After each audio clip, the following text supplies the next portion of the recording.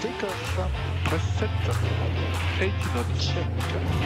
À prendre de temps au bonsoir devant votre point, niveau 0 est gauche et attendez. Et bien bonsoir de... Oh, c'est mon de attends, Air France, en besoin de... Good morning, ladies and gentlemen. You're all very welcome to Route Air Flight Door 8401 to London Heathrow.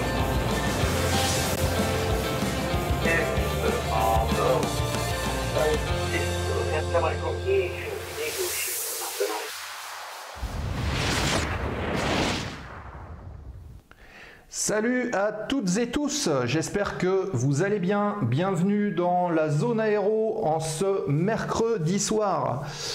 20h34, on est un petit peu à la bourre, mais on est ravis de vous retrouver. J'espère que tout va bien pour vous, vous avez passé une bonne journée depuis la semaine dernière.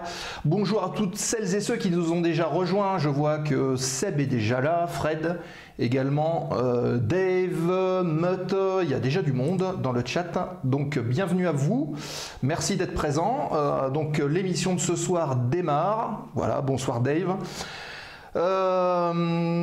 Quelques petites choses à vous dire avant de démarrer cette émission. La première chose, il y a des nouveautés sur la chaîne. On aime vous proposer des nouveautés. La première, c'est que vous avez dans le bas, alors si tout va bien, hop, où est ma main, c'est dans ce bas là, par là, vous avez les points de chaîne. Donc les points de chaîne, c'est le petit réacteur avec la petite flèche jaune que vous avez en bas de l'écran. Et désormais, vous allez capitaliser des points de chaîne, comme d'habitude sur Twitch, et vous pourrez commander des actions. Donc sur les actions que vous pouvez commander, vous verrez, il y a des applaudissements, des ovations, prendre l'attention, etc. Je vous laisse regarder, vous allez découvrir un petit peu tout ça. Vous cliquez sur l'action avant de la déclencher et vous aurez, ben voilà, Dave Jeanlin qui vient de récupérer les applaudissements. Donc bravo. Et comme ça, vous pouvez interagir avec nos invités et c'est quand même appréciable. Voilà donc pour la petite nouveauté du jour. La deuxième chose, merci à celles et ceux qui se sont abonnés. Je pense notamment à Fred. J'ai vu passer son abonnement il y a peu. Donc merci à tous ces contributeurs qui font avancer la chaîne, bien évidemment. Merci, voilà, ça nous aide beaucoup. Avant de rejoindre notre invité qui est là, nous allons d'abord avoir le sommaire, on va déposer ensemble le plan de vol de l'émission de ce soir, et puis on va le faire tout de suite, comme ça ce sera fait, donc ensemble c'est parti, le sommaire, le plan de vol de l'émission.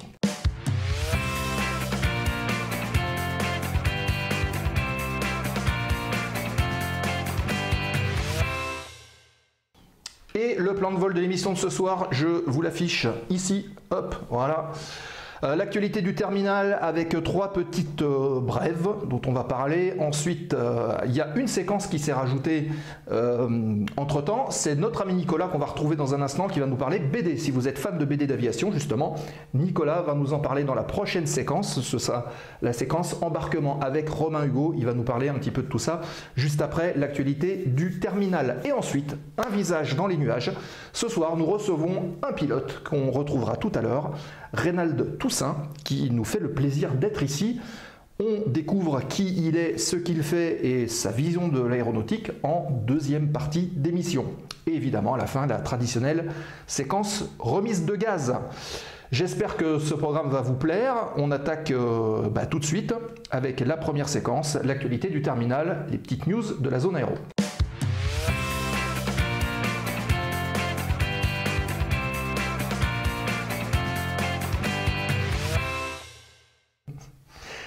La séquence actualité du terminal, hop, et on affiche. Alors on va commencer justement cette séquence actualité du terminal par une innovation, et on peut même dire cocorico. On va parler de l'aile Extra Performance Wing, qui est donc produit par Airbus, et vous le voyez dans la petite incrustation que je vous ai mise là. Il s'agit donc des tests en soufflerie qui ont été faits par Airbus en Angleterre, à Filtron très exactement. Ils viennent de terminer donc tout un stade de tests d'aérodynamisme de l'aile qui, vous le voyez sur l'écran là, a été inspiré par des oiseaux. On est carrément dans le biomimétisme aujourd'hui. Le projet a été lancé en septembre 2021 et donc sur fond de biomimétisme dans un but évident qui est déjà d'améliorer l'aérodynamisme pour les performances de l'avion et Ensuite, ipso facto, faire diminuer l'empreinte carbone des vols qui seront équipés avec ces ailes-là. L'avantage, enfin en tout cas l'avantage des tests en soufflerie, c'est de permettre de mieux appréhender en fait les différentes phases de vol, notamment le décollage et l'atterrissage, puisque on peut simuler des basses vitesses et on peut voir comment l'aile se comporte. Alors, hop, je vous mets la séquence suivante, la photo suivante. Vous voyez que cette aile a été montée sur un Cessna Citation 7 qui est télécommandé au départ, et donc on va analyser un petit peu tout ce qui s'ensuit. Et ce projet est la suite logique d'un projet qui avait déjà été démarré par Airbus qui s'appelait Albatros One, qui est en fait une aile articulée semi-aéroélastique. Donc en gros l'aile est en une seule forme, et ce sont des surfaces qui sont mobiles mais intégrées à l'aile. Donc on se rapproche beaucoup à une aile qui ressemble à celle d'un oiseau marin. Donc c'est probablement l'avenir. Vous voyez sur la photo cette aile en une seule forme. Vous voyez qu'on ne voit plus en tout cas les volets et les ailerons. Ils sont carrément incorporés dans le profil de l'aile. Voilà donc pour la petite première innovation du jour. Ensuite, on va parler un petit peu emploi. Ça y est, redémarrage des recrutements par les compagnies, et on envisage une pénurie de pilotes. Alors ça, vous allez me dire, on l'a déjà entendu un certain nombre de fois. Pour illustrer un petit peu tout ça, vous avez récemment l'annonce de la réouverture d'une filière cadet. On a vu d'ailleurs passer dans les actualités que certaines écoles, et je pense notamment à Estonfly qui vient de signer un partenariat de cadet quelque part avec Ryanair, et Air France qui maintenant relance. On a une impression de déjà vu. Alors évidemment, ambiguïté entre le transport aérien dans la presse où on parle d'horizon 2050, le futur, l'impact en CO2, et finalement on se rend compte que ce transport aérien qui est précurseur a quand même du mal à faire face à du très court terme, puisque dès qu'il y a la moindre petite crise, le moindre petit grain de sable dans l'engrenage, on se rend compte qu'on retrouve toujours les mêmes problèmes. Et ces problèmes, c'est toujours les mêmes. Les personnels navigants techniques se retrouvent, donc les pilotes se retrouvent sur le carreau. Du coup, qu'est-ce qu'ils font? Ils essaient de voler quand même, donc ils passent instructeurs. Une fois qu'ils sont instructeurs, ils vont dans les clubs. Donc on se retrouve avec des clubs qui sont saturés d'instructeurs. On se retrouve des fois avec plus d'instructeurs que de stagiaires, donc c'est un peu embêtant. Et puis finalement, dès que ça repart, c'est le phénomène inverse qui se passe. Donc les instructeurs repartent, sont aspirés par des compagnies low cost. Les pilotes des compagnies low cost sont aspirés par les majors, donc les Air France, British Airways et compagnie. Et du coup, on se retrouve avec des salaires de FI qui doivent être réévalués à la hausse pour pouvoir garder les gens, et puis des stagiaires qui sont désespérés de ne plus avoir d'instructeurs. Malheureusement, c'est le tribut de toutes les crises de l'aviation, mais en attendant, leur démarrage des recrutements par les compagnies est en cours, et ça, c'est plutôt une bonne nouvelle. Prochaine séquence, elle est consacrée à la défense, avec, encore une fois, Cocorico, les ventes de Rafale. Le projet est enfin rentabilisé. Heureusement, au bout de plusieurs décennies, on peut crier ouf. En effet, là a été signé il n'y a pas très longtemps, quelques mois, la vente de 80 exemplaires du Rafale aux Émirats Arabes Unis, qui vont être livrés entre 2027 jusqu'à 2031. C'est le standard F4 qui va être donc livré, et qui devrait remplacer à terme 60 Mirage 2000-5 qui avaient été livrés en 1998. Enfin, qui avait été mise en service en 1998. On rajoute à ça 30 Rafales de plus qui vont être livrés à l'Égypte, qui va porter leur flotte à 54 appareils, puisqu'ils en avaient déjà 24. Ensuite, il y a le Qatar qui en a commandé 36, et se rajoute l'Inde qui en a aussi commandé 36. Donc ça fait déjà... on va dire de beaux petits contrats bien juteux, puisque à cela se rajoute évidemment l'armement, la maintenance, la formation des pilotes, bref, tout le package qui gravite autour. Et il faut savoir aussi qu'il n'y a pas que les avions qui ont le vent en poupe auprès des pays étrangers, on a aussi les hélicoptères, puisque vous voyez sur cette photo le H225M Caracal, contrat de 12 millions d'euros pour 12 hélicos qui étaient commandés par le Koweït. Koweït qui a commandé également 30 appareils en 2016, et ces hélicos donc sont conçus pour intervenir sur des théâtres d'opération avec des forces spéciales, mais aussi faire des opérations SAR, Search and Rescue, donc de l'assistance et du secours militaires, mais aussi civils. Hein. On peut voir aussi que le Caracal qui est situé notamment sur Cazaux peut intervenir sur le cas de bateaux qui sont perdus au large et faire des missions de secours. Voilà pour la petite séquence actualité du jour, l'actualité du terminal. Donc si tout est clair pour vous, vous n'avez pas de questions, on enchaîne par la séquence suivante. On retrouve notre ami Nicolas. C'est embarquement avec Romain Hugo ce soir et c'est parti.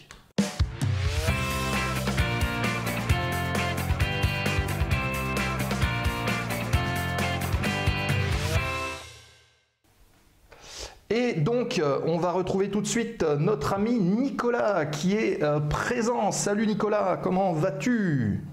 Salut Seb, ah bah je vais mieux, hein. Si je ne suis pas avec vous ce soir, c'est parce que je suis en train de soigner mon Covid. Ah ben voilà, ça c'est fait. Ça, c'est fait. Donc Nicolas, ce soir tu voulais nous parler, nous embarquer avec un certain Romain Hugo. Ouais, alors au niveau des je reviens sur tes nouveautés là, ce que tu as oublié de dire, c'est que ton déco là, ta déco, elle a changé, c'est une nouveauté aussi ton bar là. Ah bah depuis la semaine dernière. Ah ouais. Depuis la semaine dernière. La semaine dernière alors. Voilà, les spectateurs sont déjà au courant. Voilà. D'accord. Ouais, je reviens un peu sur l'aile que tu racontais là, au début, sur l'aile un peu élastique et puis avec les trucs un peu, les gouvernes un peu noyées dans l'aile. En fait, on réinvente rien parce que c'était le début de l'aviation, les Blériot, c'était ça aussi quoi. C'était ce qu'on appelait le gauchissement en fait. C'est-à-dire qu'on vrillait l'aile comme ça. C'est un peu comme si la gouverne était intégrée en fait. D'accord. Finalement, on n'invente rien. Hein. On revient aux fondamentaux. Mais c'est des bonnes recherches, ouais, effectivement. Donc je reviens, oui, effectivement. Donc voilà, j'ai un ami qui s'appelle Romain Hugo, que je suppose beaucoup de tes spectateurs là doivent connaître. Alors je lui ai demandé s'il voulait venir faire une petite intervention sur notre émission. Il a accepté avec plaisir. Et bon, on n'a pas encore déterminé de date, etc., etc. Mais voilà. Donc, mais je voulais déjà faire une petite présentation vite fait parce que là, il vient de sortir un album. Alors je vais faire une présentation. Je vais t'afficher si tu veux bien, Romain Hugo. Ouais. Je vais t'afficher toi aussi. Comme ça, hop, voilà, on a tout le monde. Voilà. Donc ça, c'est son premier livre, sa première BD, hein, Le Dernier Envol. Voilà, donc. Hop, attends, je vais peut-être le mettre en un peu plus grand. Voilà. Voilà, donc ça, c'est sa première BD. C'est une BD avec différentes histoires dedans, parce que, vous voyez, là, je vous ai montré des corsaires. Ici, vous voyez. Hop, il faut trouver la caméra. Il y a des yaks, donc c'est plusieurs histoires hein, dans celui-là. Il a écrit. Ensuite, son deuxième album, allez, on va faire une petite revue vite fait. Donc, Le Grand-Duc. Ouais. Voilà. Pareil, des magnifiques dessins, à mon avis, quoi, sur et beaucoup d'action. Voilà pour Le Grand-Duc. Ensuite, il est parti, donc il est remonté dans le temps faire une BD sur la Première Guerre mondiale, donc Le Pilote à Edelweiss. Là, pareil, avec des dessins où on ressent l'action, on a l'impression d'être avec eux, en fait, dans l'escadrille. Et là, donc, il a lancé une série. Donc, voilà le tome 1 de Angel Wings. D'accord. Donc, le premier tome, là, c'était les Burma Banshee avec le P-40 avec la gueule de squelette. Il dessine mieux que moi. Hein. Hein? Il dessine un peu mieux que moi. Ah ouais, et puis, alors j'ai constaté, parce que moi je le suis depuis ses débuts en fait, qu'il s'est beaucoup amélioré dans ses dessins. Alors déjà au départ c'était top, et là il s'est beaucoup amélioré. Et donc le dernier album qui va sortir, toujours dans la série donc Wings Angel. Donc là je me suis acheté la série, vous voyez, qui brille. Ok. Donc ça c'est le tome 7. Ça se passe en Corée. Voilà, donc c'est la suite. Hein. Ah oui, en effet. Voilà, c'est quand même assez pas mal. Ouais. Donc de bons conseils de lecture.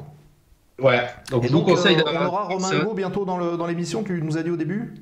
Ouais, voilà, donc alors je l'ai contacté, hein, et puis avec plaisir, il m'a dit qu'il serait avec plaisir à répondre à nos questions. Donc c'est pour ça, donc n'hésitez pas à aller acheter des BD, hein, c'est pas pour qu'il soit, enfin si, c'est pour qu'il soit plus riche et puis qu'il vole sur son avion, mais parce qu'il a un avion, il a un Piper J3, Ah oui, avec une déco débarquement, quoi, donc avec lequel il s'amuse bien. Mais on lui demandera plein de choses, hein. Donc justement, j'étais là pour le présenter, pour si parmi vous, il y en a qui ont des questions à lui poser, n'hésitez pas à écrire à Sébastien, là, à mettre sur le... vous allez tout simplement sur le Discord de la chaîne, vous posez vos questions directement sur le Discord. Et David qui envoie une ovation, le Discord il est ici, voilà, vous avez le lien dans le chat, vous cliquez dessus, vous vous inscrivez gratuitement, voilà. Et vous venez poser vos questions pour Romain Hugo, vous allez dans le forum qui va bien, dans le programme à venir, et vous tapez questions pour Romain Hugo, et vous n'hésitez pas, et on les transférera sans problème. Voilà, on fera un tri, hein, et puis, parce que je suppose qu'il y en a qui poseront la même question, hein, donc on fera un tri, et puis il répondra avec plaisir, quoi. Ok. Voilà pour la présentation, n'hésitez pas. Eh ben super, merci Nicolas en tout cas pour ta participation. Remets-toi bien de ton Covid parce qu'on espère te retrouver bientôt au bar de la zone. Faudrait quand même que tu viennes le voir ce bar. Ah oui, oui. Hein oui. Et puis merci à toi. Et sans plus attendre, eh bien, on va retrouver notre invité du jour, Reynald Toussaint, qui est donc présent et avec qui on va échanger jusqu'à la fin de l'émission. Merci Nicolas, à la prochaine. On lance la séquence Un visage dans les nuages avec ce soir notre ami Reynald. C'est parti.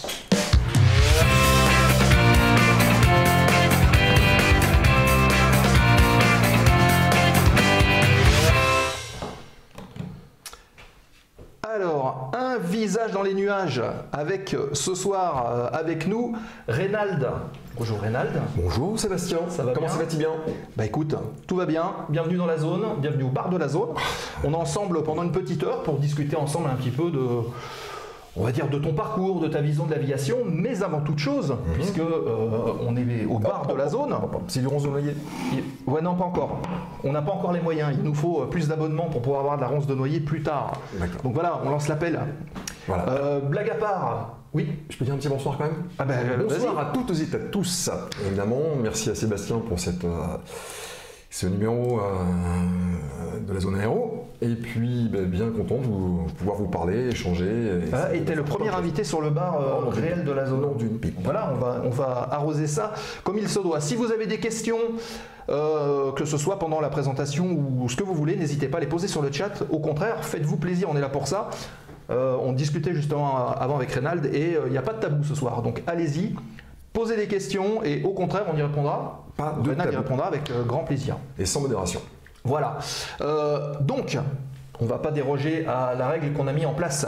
Le temps que moi je fasse le service, donc que je plonge à derrière, je récupère les bouteilles, etc. Bonsoir. Reynald, on va déclencher un petit chrono. Tu as 1 minute de libre antenne pour te présenter. Allons-y. T'es prêt? Oui, je mine. C'est parti. Donc, commençons par le début. Si je devais me résumer, en fait, c'est un peu par le titre de mon livre, c'est Aide-toi et le ciel t'aidera. Alors, pilote depuis 33 ans, pilote professionnel, IFR, multimoteur et ainsi de suite. J'étais instructeur depuis que j'ai une première licence en fait. Instructeur FI, FE, examinateur par la suite, CRI, CRE, un peu périmé, mais TRI, TRE sur une belle machine qui s'appelle le Biche 200. Biche 200, biturbopropulseur qui est la mule de la sécurité civile pour l'instant. Et mon parcours est un petit peu atypique dans la mesure où candidat éphémère dans l'armée de l'air en tant que pilote de chasse, rebuté par un vilain médecin. On peut en parler par la suite si vous voulez. Pas dans mon cas de généralité, mais c'est juste donner des conseils pour les jeunes qui veulent passer le Saint Graal de la visite médicale et toutes les subtilités qui vont avec. Ensuite, instructeur pendant 13 ans, un peu bénévolat forcé parce qu'on parlera aussi que finalement l'aviation fonctionne avec l'économie, qui est un peu une sinusoïde, plus ou moins tous les 10 ans. Et enfin, salarié par la suite en tant qu'instructeur. J'ai fait mon tour de Gaulle du chômeur aussi, donc il fallait pas compter ses kilomètres. Et puis, pilote pendant 12 ans dans une compagnie aérienne. Un petit passage rapide sur un Airbus 320, très rapide. Et ensuite, pour finir, effectivement, la sécurité civile depuis 4 ans. Voilà. Ok, bon bah voilà. Une minute, c'est ça? Ah bah ça y est, la minute elle est passée, on a fait 1 minute 30, quelque chose comme ça. Ouais, Bah, c'est bien, ça me laisse le temps de servir, donc c'est impeccable. Bon, bah, le décor est planté. Encore une fois, si vous avez des questions dans le chat, n'hésitez pas à les poser. Merci à Claire Stony qui vient de suivre la chaîne. Merci à toi et bienvenue. Bienvenue. Rénal, déjà santé. Bah, à vous, santé. Santé aussi au chat, hein, puisque là, C'est on a bon, fini ça. les vols. Voilà. Donc là, c'est la bière de la zone de ce soir, c'est une bière blanche à la bergamote, Avec consommée modération. avec modération, bien sûr. Alors, on va commencer sans plus attendre. Tu nous as dit que tu étais venu dans l'aviation assez tôt finalement. Assez tôt, oui, mais pas forcément. C'était une condition depuis que j'ai fait mon premier souffle. J'ai pas forcément eu l'idée de devenir pilote par la suite de petit. Mais Alors pourquoi l'armée de l'air est pilote de chasse dans ce cas-là? alors justement, en fait un petit peu comme tous les passionnés de l'aviation, quand on est dans la période, je dirais prépubère, si vous commencez à sentir des plumes qui poussent, vraisemblablement il y a de fortes chances que dans un avenir plus ou moins lointain, le ciel va vous appeler. Donc il faudra peut-être pas Belle forcément... métaphore. Oui, c'est bon, télégraphié. Donc, n'étant pas d'antécédents dans la famille, en tant que pilote ou quoi que ce soit, famille issue d'une famille ouvrière, simplement, et j'en suis fier. Donc, de mes grands-parents, mes parents, ainsi de suite. L'aviation, simplement, ça m'a commencé à me chatouiller, simplement parce que j'avais plutôt la tête dans la lune, en tant que sur les premiers bancs d'école. Et aux grandes dames de mes professeurs, mais qui me rappelaient un peu à l'ordre, systématiquement quand il y avait à l'époque on avait encore la possibilité de faire des passages du mur du son, donc quand il y avait un double bang et qui faisait vibrer les carreaux, j'écoutais plus du tout. Donc j'avais plutôt la tête dehors, fasciné depuis tout petit par ce qui vole. Une mouche, c'est moche, je veux dire c'est agaçant, mais ça vole.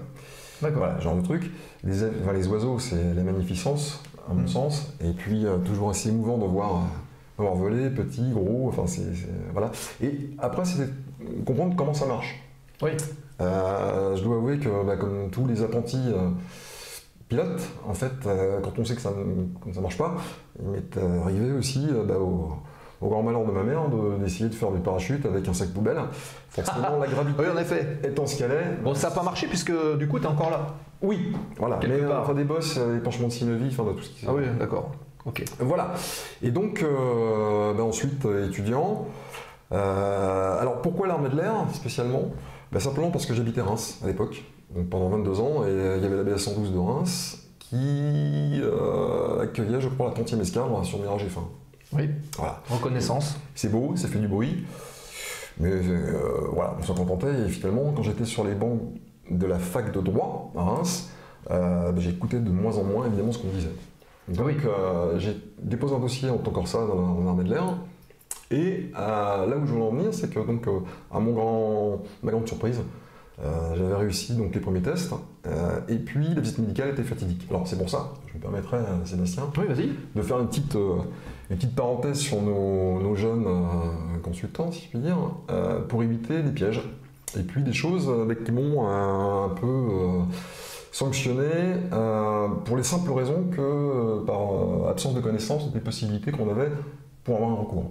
Alors, pour la petite histoire, donc à l'époque c'était à Ballard, donc qui était le centre pour la ville d'admission, ce qui était relativement importante, et en priorité pour la chasse dans l'armée de l'air. Un transporteur, enfin c'était un tronc commun.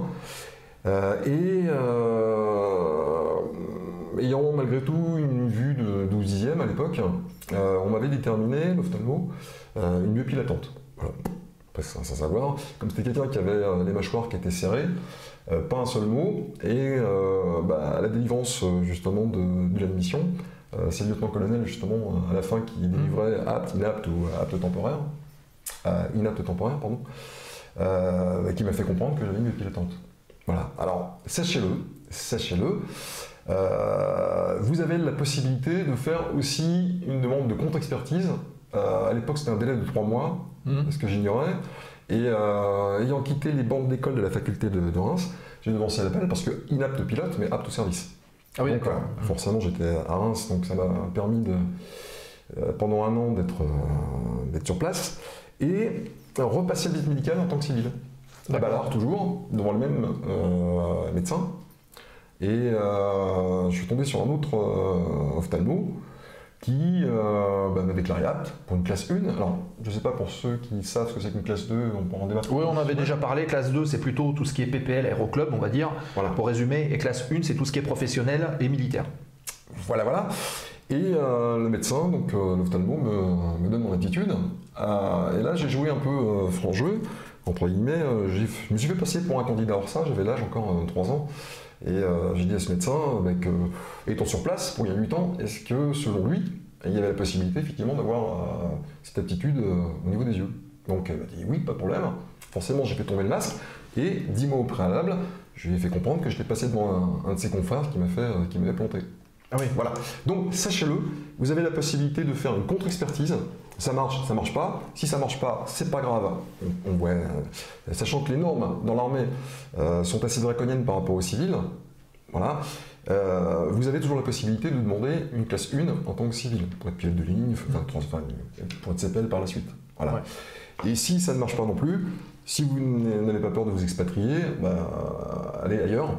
En Amérique du Nord, parce que j'ai aussi eu l'opportunité d'aller passer des licences canadiennes, sans faire la mauvaise langue. Je veux dire, on peut très bien vous demander aussi simplement une visite extrêmement plus simple, de dire faites-moi un 3 pompes, 2 génuflexions, tirez-moi la langue et faites-moi un chèque. Voilà, et vous avez vos aptitudes. Donc, autre pays, autre mœurs. Voilà. Il est bien évident que je ne suis pas là non plus pour dénigrer les médecins, la sévérité des médecins français. C'est pas mon rôle.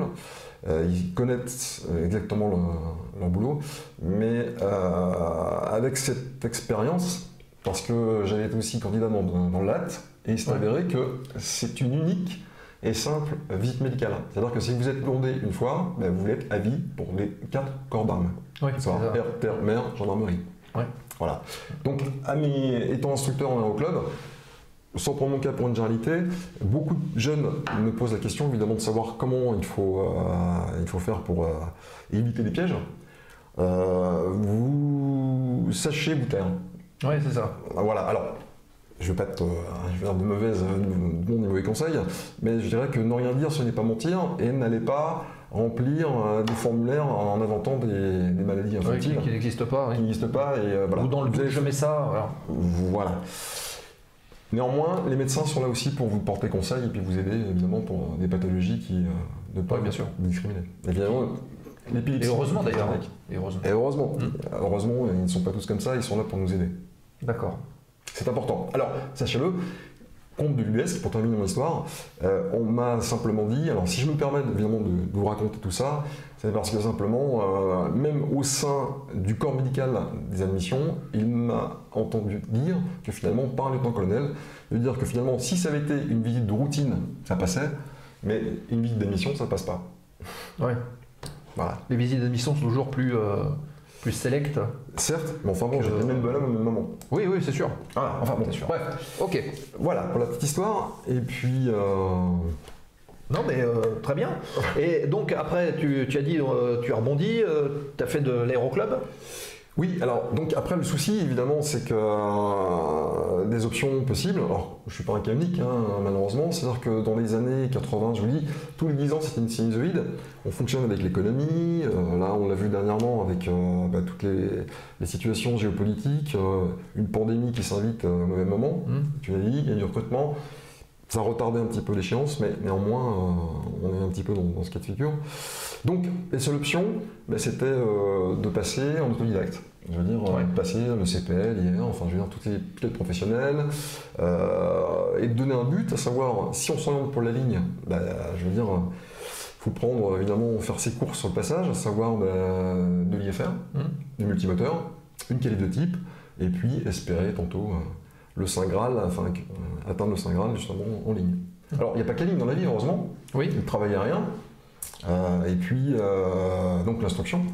Donc à la base c'est ce qui m'a permis un petit peu de même faire des dents, Et puis, alors non pas parce que c'est une solution de secours, mais parce que simplement il faut aussi avoir la pédagogie un peu dans le sang. Oui. Alors c'est pas inné. Il faut aimer en plus faire ça. Hein. C'est pas, comme tu le disais, la roue de secours de l'instruction, c'est un faux piège en fait.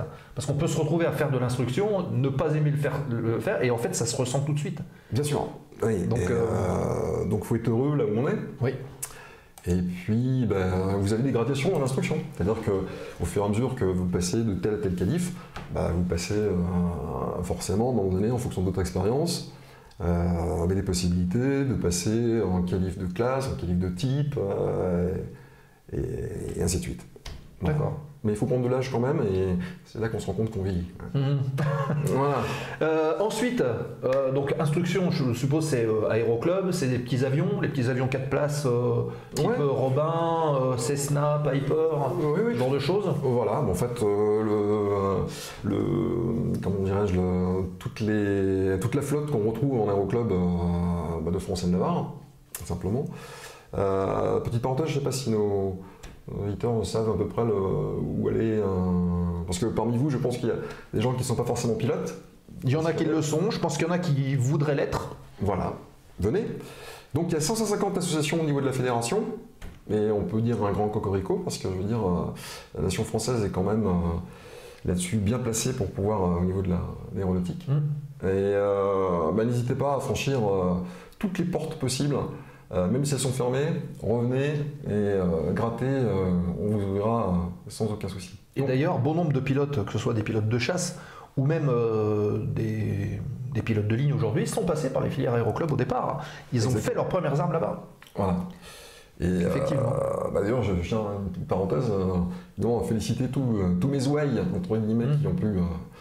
Il y a du beau linge. Effectivement, quand vous voyez des gamins qui apprennent à piloter comme ça, on ne peut pas forcément deviner au préalable à savoir s'ils vont faire une carrière. Et maintes sont maintenant à Air France. D'autres ont eu d'autres filières. Et puis, malheureusement, je dirais une parenthèse dramatique, justement, Baptiste Vigne, qui était notre champion. On en a parlé la semaine dernière, ou il y a 15 jours, justement, après le... Voilà, on a fait une brève là-dessus. Il était du Havre, et c'est un gamin que j'ai connu, justement, et je crois lui a fait passer à l'époque son brevet de base. Ah oui, d'accord. Donc, connu de longue date, et voilà. Ouais, je pense que l'enquête nous en dira plus quand on aura plus d'infos, de toute façon. Voilà, enfin, je ferme la parenthèse sur cette triste histoire, mais... Voilà. Le milieu de l'aéronautique est très petit, hein. Tout le monde finalement se connaît un petit peu de près, de loin, on a entendu parler d'eux. C'est assez hallucinant. Hein. Ouais, c'est une grande famille, et puis voilà, on fait des cousinades par la force des choses, des fois les chemins de traverse nous font rencontrer de nouveau, sans aucun souci. Et c'est pour mieux. Ah oui, bien sûr. Ensuite donc, tu es passé sur des avions plus gros. Tu nous as parlé tout à l'heure du Beech. Oui, alors... ça s'est fait plus ou moins un peu par hasard, parce que je vous disais, j'ai fait un tour de gauche du chômeur, simplement. Je vais essayer de projeter en même temps pendant que tu expliques un petit peu ce que c'est que le Beech. Je mets un Beech 200 ? Un Beech 200, ouais. Comme ça au moins, hop, on verra un petit peu aérodine. Voilà. Ce que ça ressemble. Et je sais plus ce que je disais, j'ai pas envie de faire. Tellement beau cet avion. Ouais. Alors ouais, voilà. Est-ce que tac, ouvrir l'image dans un nouvel onglet, voilà, c'est ça. Voilà, oui, je disais, mon tour de Gaulle du chômeur, c'est que, je vous l'ai dit, malheureusement, il faut être un petit peu en phase avec la sinusoïde des périodes de crise ou de, comment dirais-je, de l'économie qui va beaucoup mieux. Il est évident qu'il y a eu des générations, malheureusement je dirais la mienne, qui ont un petit peu souffert évidemment de ce manque d'emploi. Donc soit c'était l'expatriation, soit à ce moment-là essayer de trouver autre chose. Donc quand vous êtes dans une région qui n'est pas forcément aéronautique, j'ai vécu à l'époque, j'étais dans les Ardennes, trouver un boulot de pilote dans les Ardennes c'était un peu compliqué. Ouais. Voilà, il fallait bouger. Et puis, mon tour de Gaulle, en ayant essayé de faire 300-400 courriers en France, dom-tom et même à l'étranger, avec une licence canadienne, pas beaucoup de réponses. Donc, j'ai pris mon bâton de pèlerin et hop, j'ai écumé toute la côte Est, en partant de Charleville-Mézières à l'époque, Corse comprise, où je devais travailler normalement, mais bon, échec. Et puis repartir, ensuite remonter la côte Ouest, Montpellier, Tarbes, Bordeaux, Nantes et ainsi de suite. Et puis finalement ça a payé, tout simplement parce que j'avais été invité à passer une sélection Aéroclub de Nantes. Oui. Bon, j'étais reçu, malheureusement on s'est mal compris, c'était un CDD. Et comme j'étais marié à l'époque avec une dame qui avait un CDI, c'était un peu tendancieux, réflexion de déménager et de faire 2 chômeurs de plus dans 2 ans plus tard, quoi. Oui, d'accord. Alors, j'ai bien choisi parce qu'en fait, 3 mois plus tard, j'ai été embauché à l'Aéroclub du Havre, D'accord. où j'ai vécu pendant une vingtaine d'années. Et 3 ans donc en tant que salarié à l'Aéroclub du Havre, qui était un des plus gros clubs de France. Il y avait 11 machines, puis 2 ULM, enfin c'était... voilà. Et puis, malheureusement, on a eu une année noire avec de la casse. Heureusement, pas de blessés. Mais dernière entrée, première sortie. Voilà, donc licencié économique. Et j'ai rebondi. Finalement, une compagnie aérienne qui s'est créée sur Beach. À l'époque, c'était du luxe parce qu'il y avait 4 avions, 3 pilotes. Voilà, donc, il fallait bien passer une qualif 200. Alors, petite utilité. On sait qu'une formation de pilote, ça coûte un certain coût. Alors, j'aurais donné une fourchette, mais si on veut aller en tant qu'autodidacte jusqu'au Saint Graal, la ligne par exemple, une QT, il faudrait compter pratiquement aligné entre 80 000 et 100 000 euros. Ouais, on aime même un peu plus maintenant. 100, 120, après ça dépend des écoles, ça dépend des qualifications qu'on vous propose aussi à la fin. On en reparlera d'ailleurs, des formations justement de pilotes de ligne. On verra qu'il y a... C'est triste à dire, mais il y a de tout et n'importe quoi. Voilà, exactement. Il faut faire attention. Voilà, il y avait eu effectivement aussi des saisons, alors joli, hein, ça dépend en fonction de l'économie et des embauches potentielles. Il y a eu une saison où il y avait le pay to fly. Oui. Alors ceux qui l'acceptaient, mais vous aviez une qualif, donc mis bout à bout, une qualif à payer, plus 500 heures, je dirais presque de strapontin. Oui, c'est ça. Voilà, donc, alors le pay to fly, juste pour faire l'aparté, expliquer un petit peu aux gens qui suivent, qui ne savent pas forcément ce que c'est que ça, c'est que on vous demande un minimum d'heures à faire quand vous voulez entrer en compagnie, et ces heures-là, vous ne les avez pas forcément. Donc plutôt que de vous payer pour faire en fait un travail quelque part de formation, eh ben, certaines compagnies ont eu la bonne idée de se dire écoutez, non, on vous prend, mais c'est vous qui allez nous payer pour faire vos heures. Et on vous prend, vous bossez pour nous, et en plus vous nous payez. Ce qui est totalement illégal, il faut bien le dire. Au regard du droit aérien, on n'a pas le droit de faire ça. Malheureusement, il y a des vides juridiques qui sont créées et il y a des compagnies qui ont pu faire ça, mais maintenant elles sont quand même, estampillées de... Voilà, fort heureusement, ça tendance à disparaître parce qu'avec l'émergence évidemment la vulgarisation du transport aérien, l'émergence des compagnies low cost, qui ont démultiplié évidemment le transport intercontinental, je dirais, et qui a démultiplié, effectivement, comme tu l'avais dit en début d'émission, un recrutement, grosso modo, à peu près de 600 000 pilotes par-delà le monde, par an. Voilà. Sachant que là, vous aviez, dans toute entreprise et compagnie confondue, vous avez un papy boom, et il faut régénérer, évidemment. Voilà. Plus ça vole, forcément, plus il faut embaucher. Oui, c'est ça. Alors, on est encore loin de l'avion sans pilote, qui a donc des années. J'ai mis justement sur l'écran la photo du Beech 200, donc c'est cet avion-là, c'est chez toi ça. Oui, it's mine. Et c'est le Beech 200 de la Sécu civile. Donc du coup, tu as passé une qualification de type, puisque là, en l'occurrence, on va dire c'est pas un brevet normal de pilote, il faut une qualification de type parce que cet appareil a des spécificités, donc il y a une qualification bien spécifique à cet appareil-là, ou en tout cas cette gamme d'appareils. Voilà, exactement. Alors en fait, le Beechcraft, pour vous présenter un petit peu, c'est un biturbo-propulseur de marque américaine, Beechcraft Rayton, qui fait à peu près... les Américains le vendent pour 12 places. Bon, vous faites plutôt Blanche-Neige et les 7 nains, parce qu'il y a des petits gabarits, mais le nôtre est certifié pour 9 passagers. Alors j'ai dit le nôtre. En fait, le type de l'avion, certifié en France, il y a 10 sièges, mais 9 pax, avec l'équipage inclus. L'équipage en plus, pardon. Et c'est un avion en fait qui sert un petit peu à tout, qui est, je veux dire, donc certifié pour le transport d'une part, de vol aux instruments. C'est une bonne bulle, il est robuste, c'est un avion quand même qui a fait ses... Alors, quand on parle du 200, en fait vous avez une série, ce qu'on appelle le Beech 90, 99, 100, 200. Vous êtes qualifié sur un type de machine, sur 90, avec différentes séries qui vont de A jusqu'à E, et vous êtes certifié avec des variantes sur le type de l'appareil. C'est-à-dire que vous êtes estampillé Beech 90, 99, 100, 200. Un peu comme Airbus avec toute la gamme des A320 Series, Boeing et ainsi de suite. Voilà. Ouais. Bon, c'est le constructeur qui veut ça pour évidemment argument commercial, mais c'est bien utile. D'accord. C'est un avion qui se pilote encore. Moi j'ai pu voler sur des avions ancienne génération, des Beech 100 qui sont en fait comment dirais-je, l'interlude entre le 90 et le 200. Voilà. Okay. C'est-à-dire qu'il a la cellule du 200, la motorisation du 90, mais ça reste des avions voilà, qui se pilotent. On va mettre la photo du cockpit, S'il vous justement. plaît. Hop, voilà. Voilà, vous voyez, corne de buffle, voilà. Bon, là c'est une photo un petit peu ancienne avec encore des instruments analogiques à aiguille. On tente à refaire un petit peu l'avionique en cathodique, donc en numérique. Et... En TFT. Oui. Ouais. En TFT, donc les toutes dernières générations. Exactement, du Garmin du et ainsi de suite. c'est pas Du du G1000 G1000. NXI, s'il vous plaît, monsieur. D'accord. Voilà. Alors, évidemment, avantage, inconvénient, mais c'est un avion, voilà, je dis, qui se pilote encore et on prend encore du plaisir au pilotage pur et dur, si je puis dire. C'est un avion qui, je le dis, c'est une bonne mule. Qui m'a permis, moi, dans ma carrière, en fait, quand j'étais en compagnie aérienne, d'avoir fait, en fait, un petit peu tout type de temps, tout type de latitude et d'altitude.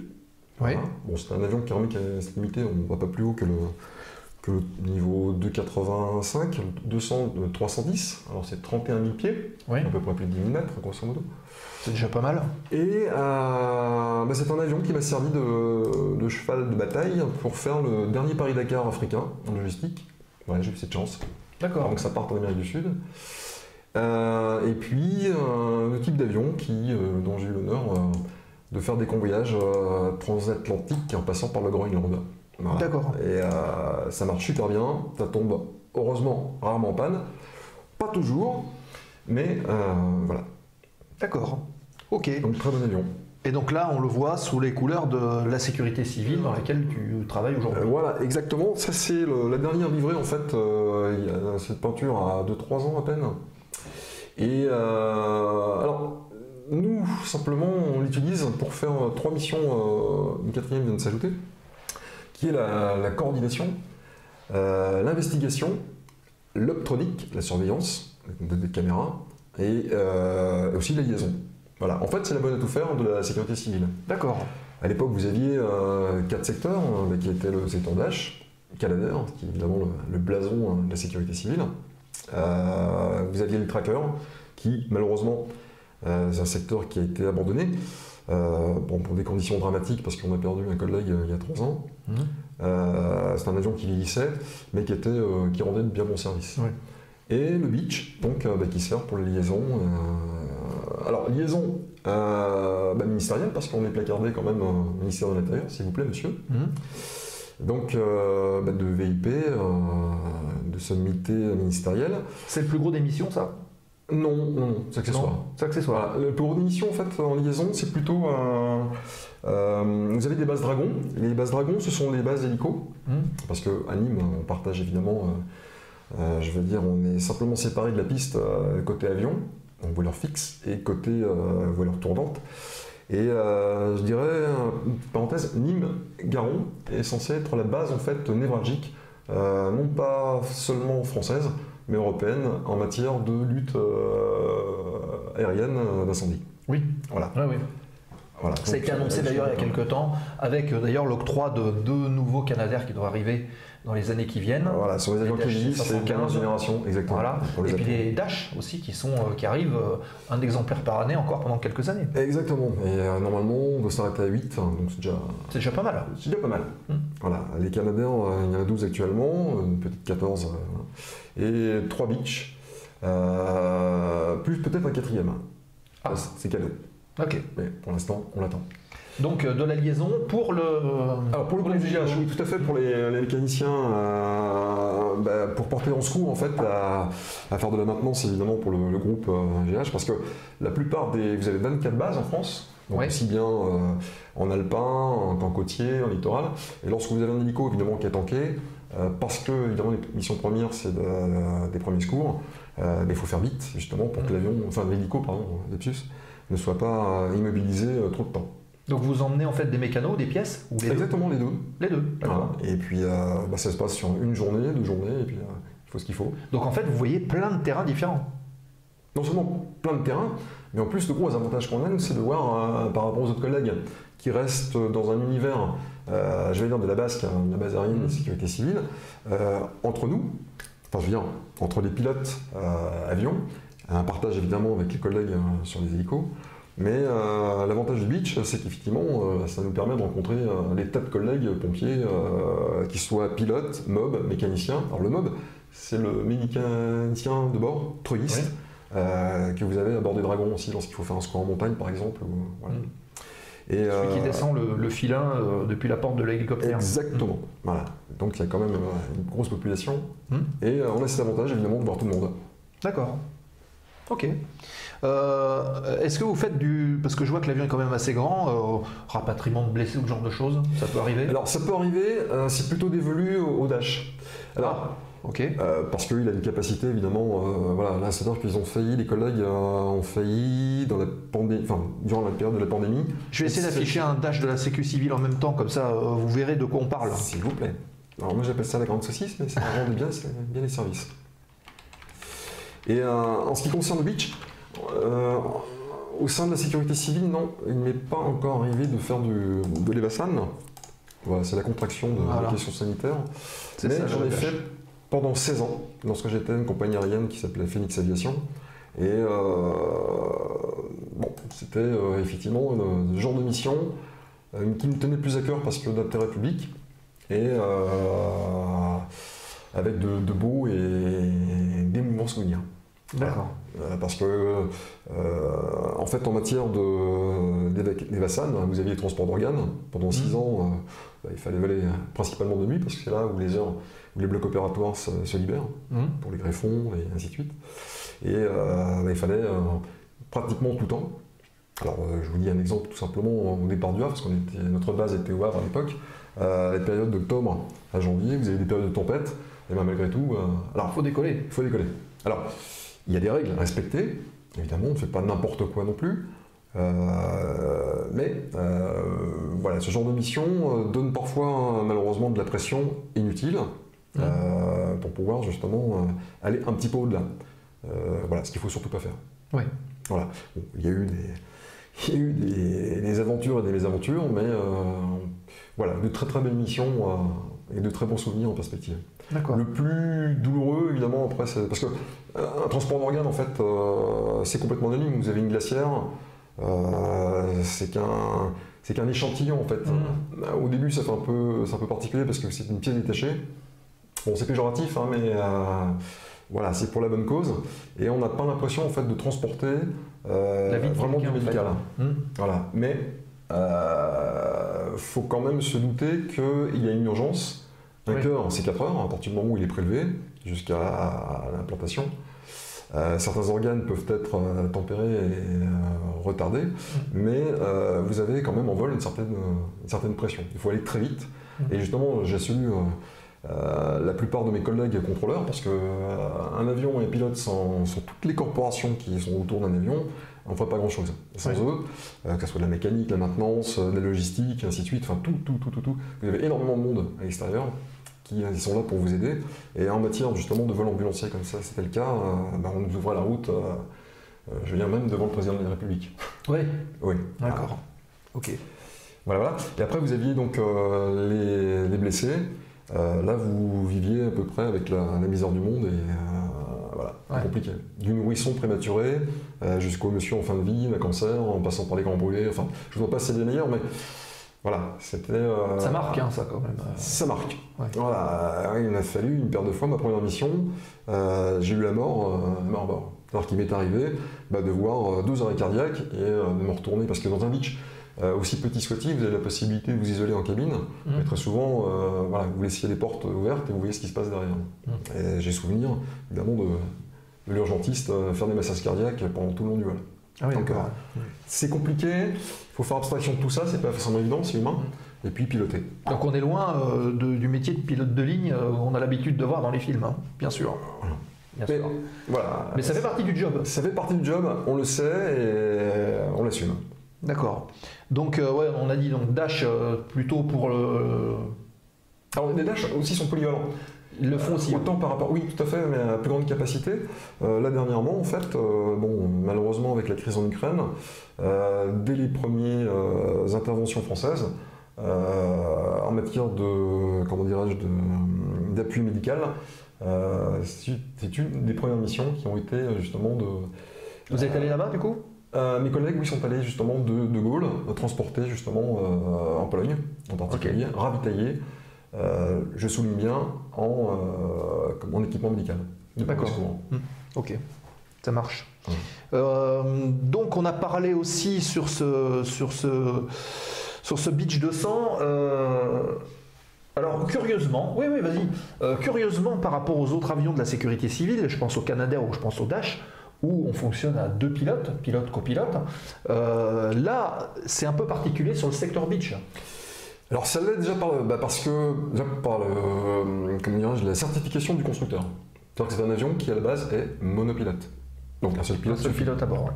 Après, pour des raisons d'assurance, lorsque vous avez des passagers, il est bien évident qu'un pilote peut être faillible. Oui. Donc si le pilote décède, il est bien évident qu'on donne pas cher à la longévité évidemment des passagers. Bon, néanmoins, lorsque on a des passagers, très souvent c'est 2 pilotes. Mais pas toujours.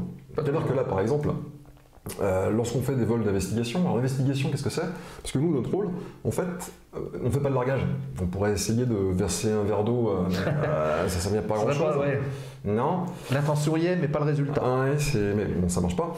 Notre but dans l'investigation, c'est d'emmener des pompiers, des officiers des services incendie, en fait, qui sont là pour donner un appui.